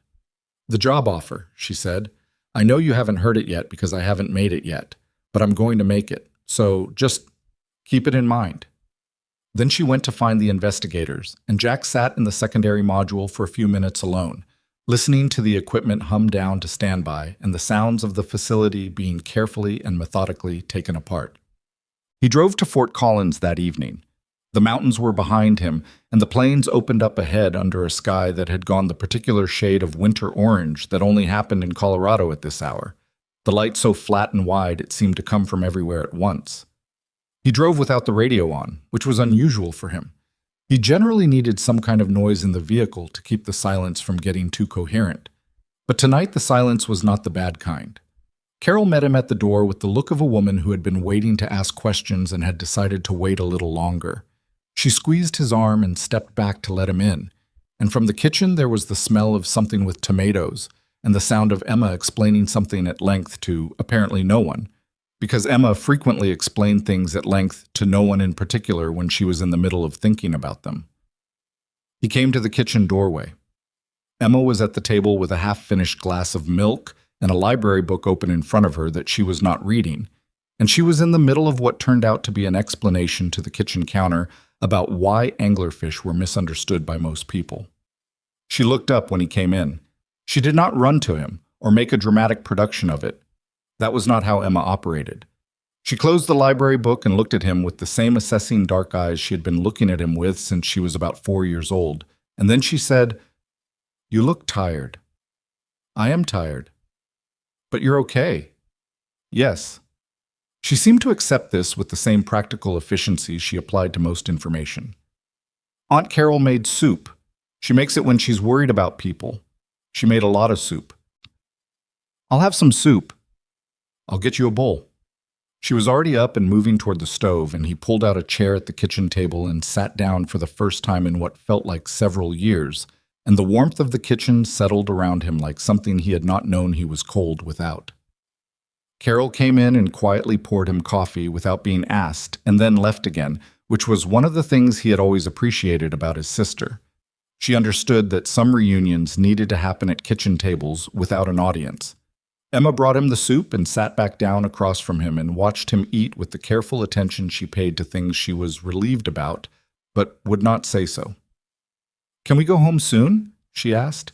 "In a few days. I need to do a couple more things first." "Is it over? The thing that happened?" He thought about Cross in the back of the vehicle, about the facility in the mountains with its server lights still running when the investigators arrived, about 63 people who did not know yet that someone had intervened in the particular way their mornings might have otherwise gone. "The main part is over," he said, "but there are more parts." "There are always more parts," he said. "That's just how things work." Emma considered this. "Okay," she said, and then, apparently deciding that was settled, "The anglerfish book is actually really good. There are pictures." "I'd like to see the pictures," he said. He stayed 2 nights in Fort Collins. On the second day, he sat across from a federal investigator named Calloway in Carol's dining room while Emma was at school, and he gave a complete account of everything he knew: the classified program, the framework, the 3 years of carrying the drive, the facility in the mountains, every decision he had made, and why. Calloway was a deliberate, precise man who took notes by hand and asked clarifying questions that were mostly good questions, and he did not appear particularly surprised by anything Jack told him, which suggested either he had been briefed extensively or he had done this long enough that very little surprised him anymore. "The USB drive," Calloway said. "You surrendered it voluntarily to a third party who transferred it to us." "Yes." "Why not surrender it directly?" "Because in the moment I made the decision, getting it out of the facility quickly was the priority, and Dex Holloway was the fastest route to your people." Calloway wrote something. "You understand there may be consequences related to the classified material you retained outside of authorized channels?" "Yes." "And you're accepting that?" "Yes." Calloway looked at him over the notepad. "For what it's worth, and I want to be clear, this is not an official representation, the fact that the material was used to prevent rather than enable what Cross was building is going to matter in how this is processed." Jack did not say that Calloway's reassurance did not particularly change anything for him. He said, "I understand. Thank you." They shook hands, and Calloway left, and Jack sat in Carol's dining room for a while looking at the pattern on the tablecloth. It was a blue and white checked pattern, the kind of thing that had been on kitchen and dining room tables since roughly the invention of tablecloths, and there was something about its complete ordinariness that was, at that moment, the best thing he could see. The call from Avery came on the 3rd day while he was driving back to Denver to collect his things from the motel and return the motel key and close up the brief, specific chapter of his life that the motel represented. The investigators finished their preliminary sweep of the facility, she said. They've confirmed the deletion was complete. The remapping protocol source code is unrecoverable. Good. The 22 Phase 2 subjects. They've identified 16 of them through the trial documentation. The other 6 are still being traced through intake biometric records. I've already talked to a neurologist at the University of Colorado Medical Center who's agreed to lead the monitoring program. Fast. I've been on the phone for 2 days. A pause. There's something else. The investigators found supplementary documentation in the facility's physical files, printed records that were not in the digital system. Cross apparently kept hard copies of certain things. What kind of things? Communications. Between him and Pratt, going back almost 2 years, and between him and at least 4 other people whose names the investigators are currently running. She stopped. The network is bigger than what was in that building, Jack. Cross was the architect, but the funding and the institutional support came from multiple sources, some of them with significant reach. Jack absorbed this. The highway opened up flat ahead of him and the mountains receded in the rear-view mirror the way they always did when you drove east. Slowly at first and then all at once, until you crested a certain rise and they were behind you. The investigators will follow that, he said. They will, but it's going to take time. And the people connected to Cross, some of them are still in positions where they have access to research infrastructure, to funding networks, to the kind of legitimate cover that made NeuroCore useful in the first place. She paused. I need someone who can identify those connections, not investigate them legally. That's the investigator's job. But understand them. Know what to look for. Avery, I'm rebuilding NeuroCore, she said, from the inside out. New board members, new oversight structure, full transparency with the FDA on all active research. The Meridian division is being dissolved, and the subsidiary is being dissolved with it. I'm creating a new division focused on supporting the trial subjects and on developing ethical frameworks for neurotechnology applications. That's a lot of rebuilding. Yes. A short pause. I need a head of security and intelligence operations. Someone who can vet personnel, identify external threats before they become internal problems, and understand what it looks like when someone is trying to use a legitimate institution as cover for something else. Another pause, shorter. Someone who has already done exactly that, from the other side. The offer landed clearly, and he did not pretend it hadn't. I'm a janitor, he said. You're a former Navy SEAL with 12 years of classified operational experience who just helped expose and dismantle a covert neurological weapons program, she said. You can call yourself whatever you want, but that's what you actually are. He drove for a moment without answering, watching the flat gray road. Emma would need to be in Denver, he said. Denver is where the company is headquartered. I'd need to know exactly what the role involves before I said yes to anything. Obviously. That's why it's a conversation, not a demand. A pause. I'm not trying to recruit you back into something you walked away from, Jack. This is different. This is a company that does real work and is trying to keep doing real work honestly. The security function would be exactly that. Security, protection, not operations. He thought about the mop bucket on the 3rd floor of Ridgemont Elementary. He thought about the 3 years of chosen ordinariness, the deliberate erasure, the small, carefully constructed life that had felt like enough until a photograph arrived on his phone and made clear that it had never actually been what he'd told himself it was. He had not been hiding because hiding was the right life. He had been hiding because he hadn't figured out yet what the right life looked like. I'll think about it, he said. That's all I'm asking. He could hear in her voice that she meant it. Not the version of that's all I'm asking that actually means I'm going to keep asking, but the real version from someone who understood that being pushed towards something was frequently a good way to push it further away. How's the company? He asked. A short, complicated sound, not quite a laugh, not quite a sigh. It's a disaster. The board is in emergency session. 2 of our research partners have paused their relationships pending review. The Forbes journalist who wrote the profile 2 years ago has left 3 voicemails. She paused. But the core research team is intact. Dr. Park is still there. The therapeutic work, the actual work, the stuff I built this for, is still intact. That part wasn't touched. That part was never the problem. No, she said. It wasn't. And he could hear in those two words the particular quality of someone who has spent days in the rubble of something they built and found that the foundation is still sound, not relieved in any uncomplicated way, but something more durable than relief. They said goodbye, and he drove the rest of the way to Denver thinking about foundations. But he picked up his things from the motel, paid the remaining balance in cash, and drove once through the NeuroCore campus on the way out of the city. Not for any operational reason, not to see anything specific.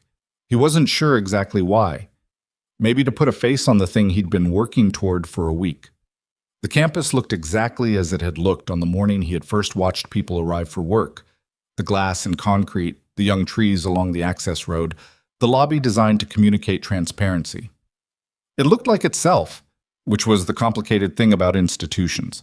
They looked like themselves even when something else was happening inside them, and they kept looking like themselves afterward. He drove past without stopping. On the highway north to Fort Collins, he called Emma. "Hey," she said. She was at school between classes, her voice carrying the particular compressed quality of someone who has approximately 3 minutes and knows it. "Hey, Bug, just checking in." "I know. You always call between 11 and noon. It's a pattern." "Is it a bad pattern?" She considered. "No, I like it actually. I just know you do it." A door somewhere in her background. "Are you coming tonight?" "Tomorrow morning." "Okay." A pause. "Dad?" "Yeah." "Are you going to go back to the school? The janitor job?" He looked at the highway ahead of him. The mountains were visible again from this direction, clear in the cold November air, the peaks carrying snow that had come down lower in the past week. "I don't think so," he said. "Okay." Another pause, and he could hear her processing it the way she processed things. Not with anxiety, but with the careful filing away of a person who treats information seriously. "Are you going to do the other thing instead?" "I don't know yet." "The safe version of the other thing," she said. "Not the dangerous one." "How do you know there's a safe version?" "Because you wouldn't consider it otherwise," she said, with the matter-of-fact confidence of someone who has made a study of the person they're talking to. He didn't say anything for a moment. Out the window, the plains ran flat and wide toward the horizon, and the mountains stood behind him, and the road went forward the way roads went. "Yeah," he said, "the safe version." "Okay." And then, because she was 9 and had approximately 45 seconds left of her break, the anglerfish book had a chapter about deep-sea vents. It was pretty good. "I'll tell you about it tonight." "I'd like that," he said. She hung up, and he drove north with the heater running and the radio still off, and the mountains in the mirror getting closer again the way they did when you were heading back toward them. And the particular quality of the silence in the truck was not the silence of a man who didn't know where he was going. The evening before he took Emma back to their house in Colorado Springs, they had agreed, him and Carol, without much discussion, that going back to the same town was fine, that the threat was gone, that ordinary life was available again. He sat on Carol's back porch in the cold with a cup of coffee and called Dex. "The investigators are happy with the evidence," Dex said. "The hard copy communications Cross kept are going to be useful. More useful than the digital files, actually." "Cross kept them deliberately," Jack said. "He's meticulous. I think part of him always knew this could go sideways, and he wanted the record to show his reasoning. That's a strange thing to do if you're trying to avoid accountability." Cross was never trying to avoid accountability. He was trying to make sure that if he was held accountable, the full context was available. Jack looked at the dark yard. He believes in what he was doing. He always will. He just wanted someone to understand why. Dex was quiet for a moment. "You know, some people would call that principled. Some people would be wrong." "Yeah." A pause. "Callaway's team is moving on the secondary network. The 4 names from the hard copy communications. It's going to take time." "It always takes time." "You going to be around while it does?" Jack thought about the offer. "The rebuilt NeuroCore. The division that would spend the next several years trying to find and help 63 people who had entered a program without understanding what was being done to them. The security function that was exactly the kind of work he knew how to do and had spent 3 years pretending he no longer was. Probably, he said. Dex made a sound that was not quite a laugh. The janitor life not working out? The janitor life was fine, Jack said. I'm just not sure it was the right life. There's a difference. Yeah, Jack said. There's a difference. The cold came down off the mountains and settled into the yard, and the coffee was getting to the point where it was more memory than warmth. He drank the last of it anyway and looked up at the sky, which was clear and very dark and full of stars in the way Colorado skies got full of stars when the city lights were far enough away. He thought about Emma at the kitchen table with the anglerfish book. He thought about Avery Sterling in the secondary module with her hands wrapped around a paper cup, already building the next thing in her head before the first thing had fully finished collapsing. He thought about Cross in the server room, sitting down in the chair not running. He thought about Sarah, and the coffee on a Tuesday morning, and the blood clot that did not announce itself, and the 6 hours it had taken for the world to transmit the fact of her absence across whatever distance he had been at the time. He did not think about it with the old, sharp guilt, the guilt of, I was not there and I had been trading the wrong things. He thought about it with something quieter and less clean than guilt, the complicated residue of a loss that had reshaped everything and that he had, slowly, imperfectly, over 3 years of Boxmac on Thursdays and library books and the smell of industrial cleaner, been learning to carry without it carrying him. He was not done learning that. He suspected it was not the kind of thing you finished learning. But he was further along than he had been, and the road ahead was clearer than it had been a week ago, and tomorrow he would put Emma in the truck with her library books and the half-finished anglerfish chapter and drive her home, and that was a thing he was certain about, and certainty about even one thing was enough to start with. He went inside. They drove back to Colorado Springs on a Friday morning, Emma in the passenger seat with the anglerfish book open on her lap, and her feet up on the dashboard in the way she knew he was supposed to tell her not to do, and that he had largely stopped fighting. The mountains came back into view on the western horizon about 40 minutes out of Fort Collins, and Emma looked up from the book and said, "There they are," in the tone of someone greeting old acquaintances, and Jack said, "There they are," back. And that was most of the conversation for the next half hour, which was fine. The house in Colorado Springs looked exactly like they had left it, which was what houses generally did, though there was always a small irrational expectation that a house would look different after the people inside it had changed. The neighbor's dog had deposited something on the edge of the front walk that had been there long enough to freeze, and the porch light had burned out while they were gone, and there were 3 days of mail in the box, including 2 catalogs and a water bill.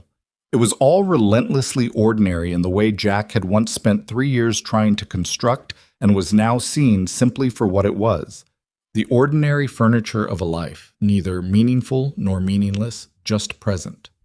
He changed the porch bulb while Emma dragged her bag inside, and he stood on the porch for a moment after, looking at the street.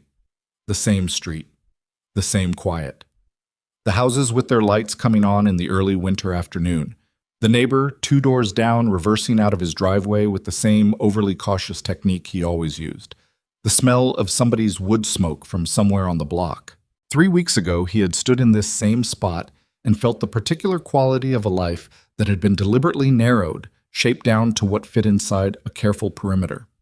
Now he stood in the same spot and felt something different. Not expanded exactly, but open in a way that wasn't threatening. The perimeter was still there. It was just no longer the most important thing about the view. He went inside. The first call from Callaway came 4 days later, on a Tuesday. The secondary network Cross had been connected to was larger than the physical evidence from the facility had initially suggested. The 4 names from the hard copy communications had opened onto 8 more, and those 8 had connections to 2 overseas entities that the investigators were now coordinating with other agencies to trace. It was the specific kind of sprawl that very patient, very methodical people built when they had time and resources and the absolute conviction that what they were doing was justified, the kind that could not be undone in a week or a month or probably a year. "We'll be working this for a long time," Callaway said. "I wanted you to know that up front. There are going to be questions that come back to you as we pull threads. I understand. How are you fixed for availability? Increasingly available, Jack said. He was standing in his kitchen, and through the window he could see the porch where the new bulb was burning in the gray morning light. What do you need from me? Right now, background on Cross's known contacts during his time in the program. You served under him for 6 years. There are going to be names that come up in these files that I'd benefit from having context on. I can do that? Formally or informally? Jack thought about it. Let's start informal and see what's useful. Calloway said that worked, and they set a time for later in the week. And Jack hung up and stood in his kitchen thinking about the word availability and what it meant when a man had spent 3 years engineering its opposite. He called Avery that afternoon. The offer, he said when she picked up. Tell me the specifics. There was a pause on her end. Not surprise, more like someone who had been waiting for a specific door to open and was now taking a breath before walking through it. Head of Security and Intelligence Operations. Direct report to me. Scope is internal. Personnel vetting, threat assessment, physical and digital security protocols for the research facilities. You'd also be the primary liaison with the investigators on the Cross network as it develops. That last part overlaps with what Calloway needs from me. Intentionally. NeuroCore has a stake in that investigation. Half the evidence that's going to matter came out of our systems. I need someone who can work both sides of that without it becoming a conflict. It won't always be clean. No, she said. It won't. That's why I need someone who knows the difference between a conflict that matters and one that's just uncomfortable. A pause. The researchers working on the trial subject monitoring program, they're going to need security protocols too. Some of the subjects, when we find them, may not react well to learning what was done to them. There are liability dimensions, safety dimensions. Medical security. Essentially, it's not something I can hand to a standard corporate security firm. It requires someone who understands the sensitivity of what we're dealing with. Jack was quiet for a moment. Outside the window, a car passed, and the neighbor's dog registered its existence with 2 sharp barks and then forgot about it. The office, he said. Where? Denver. We're consolidating to the main campus. I know you're in Colorado Springs. It's an hour. I know. I'm not going to pretend that's nothing. It's not nothing, and it's not a deal breaker. He paused. Emma is in school here. I'm not moving her mid-year. I wouldn't ask you to. So I'd be commuting. Or we can look at a hybrid arrangement. The nature of the work doesn't require you to be on campus every day. She stopped. Jack, I'm not trying to reconfigure your life. I'm asking if you want to do meaningful work with people who are trying to do it right. If the answer is yes, we figure out the logistics. If it's no, I understand and we move on. He thought about the mop bucket. He thought about the empty hallways and the deliberate narrowing and the 3 years of choosing invisibility because it was the only form of safety he could construct at the time. He thought about what Emma had said on the phone, the safe version of the other thing, with the confident matter-of-factness of someone who had already done the analysis and arrived at the conclusion before he had. The answer is yes, he said. A beat of silence, the kind that was not empty. Good, Avery said. And then, in the brisk transition of someone who would mourn the sentiment later when she had time. Can you be in Denver Monday? Yes. I'll send you the onboarding documents tonight. They're thorough. Read the section on the ethics protocols before anything else. Why that section first? Because it'll tell you what kind of company we're trying to be. And if you read it and think I'm wrong about any of it, I want to know that before Monday. He said he would read it. They hung up. He stood in his kitchen, and something that had been compressed in his chest for a very long time, not pain exactly, more like the specific interior tension of a person who knows their skills and does not know where to put them, released slightly, like a knot that had not come undone but had loosened enough to stop pulling. He told Emma that evening over dinner, which was not Boxmack because it was not Thursday, it was Tuesday, a distinction Emma considered important. I took a job, he said. In Denver. Emma looked up from her pasta. The thing with the woman from the company? Yes. The security job? Yes. She twirled pasta around her fork with the deliberate focus she brought to things she was thinking about while doing. Are you going to have to go places? Like before? Not the same as before, he said. This is different. I'll mostly be in an office. You hate offices. I don't hate offices. She looked at him. I don't love offices, he amended. But this is the right kind of work. She seemed to accept the distinction. Is it dangerous? He thought about how to answer that honestly, without being either reassuring in the false way or alarming in the unnecessary way. Parts of it might be. Most of it won't be. And I'm not going to be in a position where I disappear for months at a time. You'd come home. Every night I possibly can. And I'll tell you when I can't. She looked at him for a moment with the dark eyes that had always seen more than he was entirely prepared for. Okay, she said. Then, can I meet her? The woman from the company? Probably, when things settle down a little. I want to see what she's like. Why? Emma shrugged with the studied casualness of someone who has a reason but isn't ready to share it. Just do, she said, and returned to her pasta with an air of conclusiveness that he recognized and did not push against. Later, after she was in bed and the house had gone quiet, he sat at the kitchen table with the NeuroCore onboarding documents open on his laptop.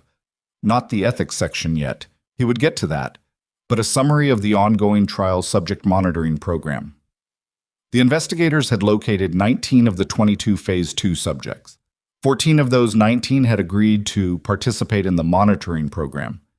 5 had declined, which was their right, and which the program was designed to respect without prejudice. He read through the medical protocol summaries.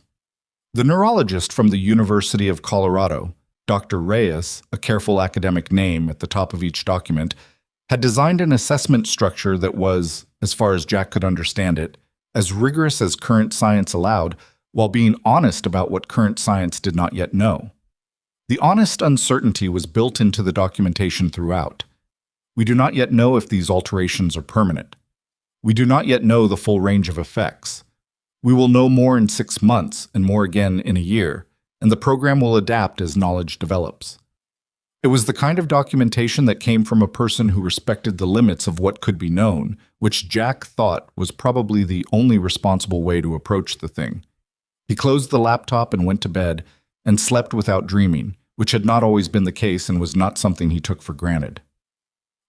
The Monday in Denver started badly, the way first days tended to start when you had been out of the formal working world for 3 years. He arrived at the NeuroCore campus at 8:15, was not yet in the security system, spent 11 minutes at reception while a polite young man named Garrett worked the problem with increasing visible distress, and eventually was issued a temporary badge that was the wrong access level for the floor he needed. Avery's assistant, a composed woman named Ruth, who communicated primarily through facial expressions of carefully calibrated patients, walked him through 3 checkpoints to the executive floor and told him coffee was available down the hall and that Avery was finishing a call and would be with him in 10 minutes. The 10 minutes became 25. He drank bad coffee from a machine and read the ethics section of the onboarding documents on his phone and did not find anything he disagreed with, which was either a good sign or a sign that the document was not challenging enough, and he had not yet decided which. Avery came into the conference room looking like someone who had been awake since 5:30 and had accomplished a significant amount in the intervening time and was still 2 items behind on the list. She shook his hand, sat down, pushed a coffee she had brought from somewhere better than the machine across the table to him, and said, "The badge situation. I know. Ruth is fixing it. It's fine. It's a stupid way to start." She opened her laptop. The Meridian subsidiary was formally dissolved on Friday. The board voted to restructure the oversight committee, and I now have 3 new board members who are genuinely independent, which is a thing I should have insisted on from the beginning. She said this last part with the particular self-accounting tone of someone who had spent time identifying their own failure points and was not going to perform humility about it, but was also not going to skip past it. The FDA has been informed of the situation in full. The 2 paused research partnerships. One has agreed to resume with additional oversight provisions, one has not. We're moving forward without them. How's the team? Shaken. Mostly still here. She looked at him. Dr. Park held a staff meeting the day after the facility was secured. I wasn't there. I thought it was better for her to run it without me, given that I was part of the leadership that had failed to catch what was happening. She paused. She told me afterward that most of the team is staying because the research matters to them, and they're not willing to let what Cross did inside our walls define what the company does. That's a good team. It is. She said it simply, without inflation, the way you said something true about people you owed. They deserved better from the top of the organization, and I intend to spend a long time making sure they get it. She walked him through the security briefing after that, the current protocols, the gaps she had already identified, the proposed expansion of the physical security infrastructure at the Castle Rock Research Campus, the digital security audit that an outside firm had begun the previous week.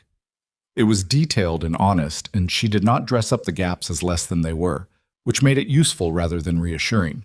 He asked questions, and she answered them, and occasionally said, "I don't know," in the way that people said it when they actually didn't know, rather than when they were deflecting. By noon, he had a preliminary map of what the first 90 days would need to look like, which was more than he'd had walking in. They went to lunch in the campus cafeteria because neither of them had time to go anywhere else, and they ate unremarkable sandwiches and talked about the cross-network investigation and the logistics of his divided schedule and the security clearance renewal process that Calloway's office would need to facilitate. At some point in the middle of this, Avery said, without particular segue, "How's Emma?" "Good. She wants to meet you." Avery looked up. "She does?" "She has opinions about people. She wants to form one about you." "That's fair." A pause. "She sounds like a serious person." "She's 9 and she explains anglerfish to kitchen counters. But yes, she's a serious person." Something in Avery's expression shifted. Not softened exactly, more like a slight easing of the particular tightness that had been there since the mountain facility, the held-together quality of someone managing a great deal at once. For just a moment, she looked like a person rather than a CEO, reconstructing an institution under institutional lighting. "You should bring her sometime," she said, "when things are less chaotic." "Things may never be less chaotic." "Then bring her anyway," she said, and went back to her sandwich. 3 months later, in February, the investigators located the last 3 Phase 2 subjects. Calloway called Jack directly, because by then the line between Jack's NeuroCore role and his ongoing cooperation with the federal investigation had blurred in the practical, useful way Avery had predicted it would. The last 3 subjects had been harder to find because their intake documentation had used a different coding system than the earlier batches. Cross's team had changed protocols partway through, apparently in response to a security concern of their own that the investigators were still tracing. 2 of the 3 agreed to participate in the monitoring program. The third, a man in his late 50s who had been part of a DoD contractor network, refused contact entirely through a lawyer and then moved. The investigators tracked his current location but respected the refusal. His choice was documented and filed. Jack briefed Avery on the update that afternoon. She was quiet for a moment when he finished. 19 subjects enrolled, she said. 3 declined. That's 3 people who know something was done to them, or suspect it, and have decided they'd rather not know more. Yes. I don't know how to feel about that. You don't have to feel one way about it, Jack said. They made a choice. The program is there if they change their minds. That's all you can do. She looked at him. Does it bother you? That we can't fix it cleanly? He thought about it honestly. Yes, he said, but clean fixes are mostly something that happens in the stories we tell about things afterward. The actual thing is always messier. She nodded slowly. The research is gone, she said. It had become a thing she said periodically, not like a reassurance exactly, more like a person reminding themselves of a fixed point in an otherwise shifting situation. The remapping protocol was gone. Whatever had been done to those 19 people and to the 3 who had refused contact could not be done to anyone else. That was fixed. That was real. The research is gone, Jack confirmed. She looked out the window at the Castle Rock campus, visible in the distance through the conference room glass.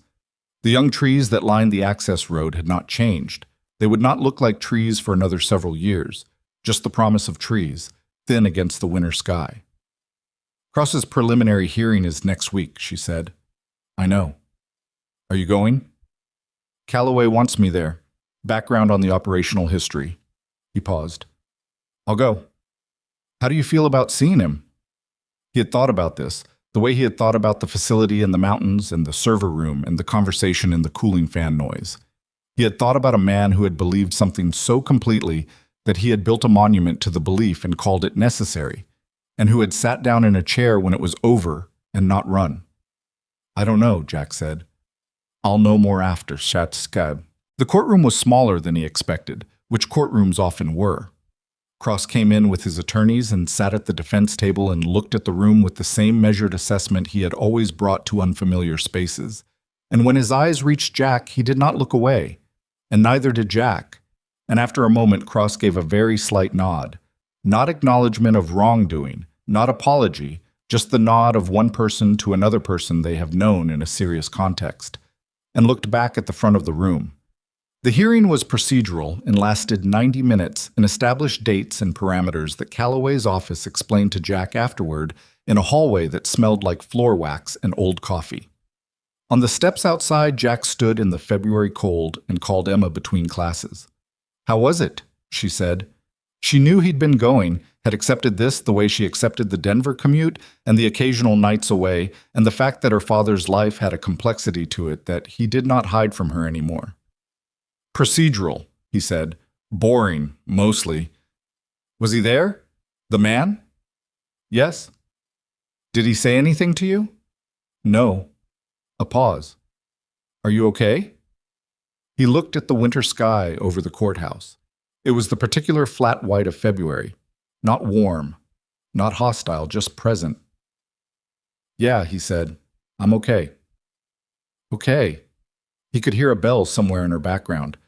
I gotta go. We're doing a project on ecosystems. I picked deep sea. Of course you did. The anglerfish is going to be in it. I'd be disappointed if it wasn't. She laughed. The real laugh. The one that sounded like Sarah's and always caught him slightly sideways, and said goodbye and was gone. He stood on the courthouse steps with the phone in his hand for a moment, and then he put it in his pocket and walked toward the parking garage, because he had a 3 o'clock with the digital security audit team and an hour of highway ahead of him. He did not look back at the courthouse. In April, Emma came to the NeuroCore campus. It had been her idea, technically. She had asked about it in the casual way she asked about things she had actually been thinking about carefully. And he had mentioned it to Avery, and Avery had said bring her on Saturday when the campus is quiet. And so on a Saturday in April, when the young trees were putting out the first tentative suggestions of leaves, he brought his daughter to the place where he now spent a significant portion of his life. Avery met them in the lobby. Emma shook her hand with the formal deliberateness she applied to meeting adults she had decided to take seriously, and Avery shook back with equal seriousness, and Jack stood slightly to the side and watched the two of them regard each other. You built this company? Emma said. I did, Avery said. How old were you? 26 when I started it. Emma processed this. That's young. It felt very young at the time. My dad says you're rebuilding it now. That's accurate. Is that harder than building it the first time? Avery looked at Emma for a moment with an expression that was not quite surprise, but was in that neighborhood. Yes, she said. It's harder. The first time you're building towards something. The second time you're building while also carrying what went wrong. Emma seemed to find this satisfactory. Okay, she said. Avery showed them the therapeutic research labs. The actual work, the MRI equipment, and the neural mapping technology, and the recovered memory research that had been the original purpose and had survived everything that had been built around it and then dismantled. Doctor. Park was there, working on a Saturday because researchers worked on Saturdays. And she explained to Emma in careful language what the lab did, and Emma asked 3 questions that made Park look slightly startled and then engaged in the way that scientists got engaged when they encountered someone asking good questions. Jack watched his daughter move through the laboratory with her hands clasped behind her back the way she did when she was concentrating and didn't want to accidentally touch things. And he felt something he did not have an immediate word for. Not pride, or not only pride. Something more like the specific, complicated wonder of watching a person be fully themselves in a new space. Later, in the parking lot, while Avery was seeing them out, Emma stopped and looked at the young trees along the access road. "They're going to be big trees eventually," she said. "In about 15 years?" Avery said. "You'll still be here?" Avery looked at the trees. "I intend to be." Emma nodded, satisfied with this for reasons she did not articulate. She got into the truck and buckled her seatbelt and pulled the current library book out from under the seat where she had apparently stashed it. A different book now. She had moved on from marine biology to something about geological formations, and opened it with the efficient readiness of someone who has maximized the available reading opportunity. Jack stood by the driver's side door. Avery was a few feet away, her hands in her coat pockets, looking at the truck with an expression he had gotten better at reading over 4 months of working alongside her. Not complicated exactly, but layered. The expression of a person who held several things at once and did not always resolve them. "She's remarkable," Avery said. "I know. She gets it from you." "She gets it from her mother," he said, which was the honest answer. "And maybe a little from me." Avery looked at him. "You're different than you were in October." "Different how?" She thought about it with genuine consideration. "Less held, like you're not bracing for something anymore." He looked at the trees. She was right, he thought, though he would not have put it that way. The bracing was a particular posture of a man who had decided to outrun his own history rather than live within it, and it was exhausting in ways that were not always visible from the outside. You did not know how much energy it consumed until it stopped. "I'm not," he said. "Mostly." "Mostly is enough," she said. He got in the truck. The drive back to Colorado Springs was quiet for the first half hour, Emma deep in the geology book, the mountains moving past the passenger window in their slow way. Then she looked up and said, without preamble, "I like her." "Yeah?" She answered my questions without making them simpler. Adults usually make things simpler. She looked back at the book. "I don't like it when people do that." "I know you don't." She didn't. "No," Jack said. "She doesn't." Emma returned to the geology book, and Jack drove, and the mountains held their positions on the horizon with the patient permanence of things that have been there long enough to stop announcing it. What Jack had learned, and this was not a thing he arrived at cleanly, it came in pieces over months, the way most real things came, was that the story people tell themselves about a life is almost never the story the life is actually telling. He had told himself a story about disappearing, that it was protection, that the perimeter he drew was a form of love, that the smaller the life, the safer the people inside it. And there was truth in that story, the way there was truth in most things people believed strongly enough to act on. Hiding had protected Emma for 3 years. The mop bucket and the empty hallways had kept her out of the frame of something that would have endangered her. But stories have momentum, and the story of disappearing had begun to describe not just what he was doing, but who he was, and that was the point at which a useful strategy became a kind of trap. He had been so committed to not being what he had been that he had failed to figure out what he actually was. He was a man who was good at protecting people, not because he had been trained to be, though he had been trained, not because it was all he knew, though it was the thing he knew best, because it was the decision he kept making, in facility corridors and courthouse steps and kitchen tables and the front seat of a truck on a Colorado highway. You were what you kept choosing to be, and he kept choosing this. The scars were there. He was not going to pretend they weren't. The particular scar tissue that formed around a loss like Sarah's, the complicated damage of years spent in places and operations that did not leave a person unchanged. They were not gone. They were not even fully healed. But scar tissue had its own structural integrity, and a person could live within it fully and still be whole in the ways that mattered. Emma knew that now.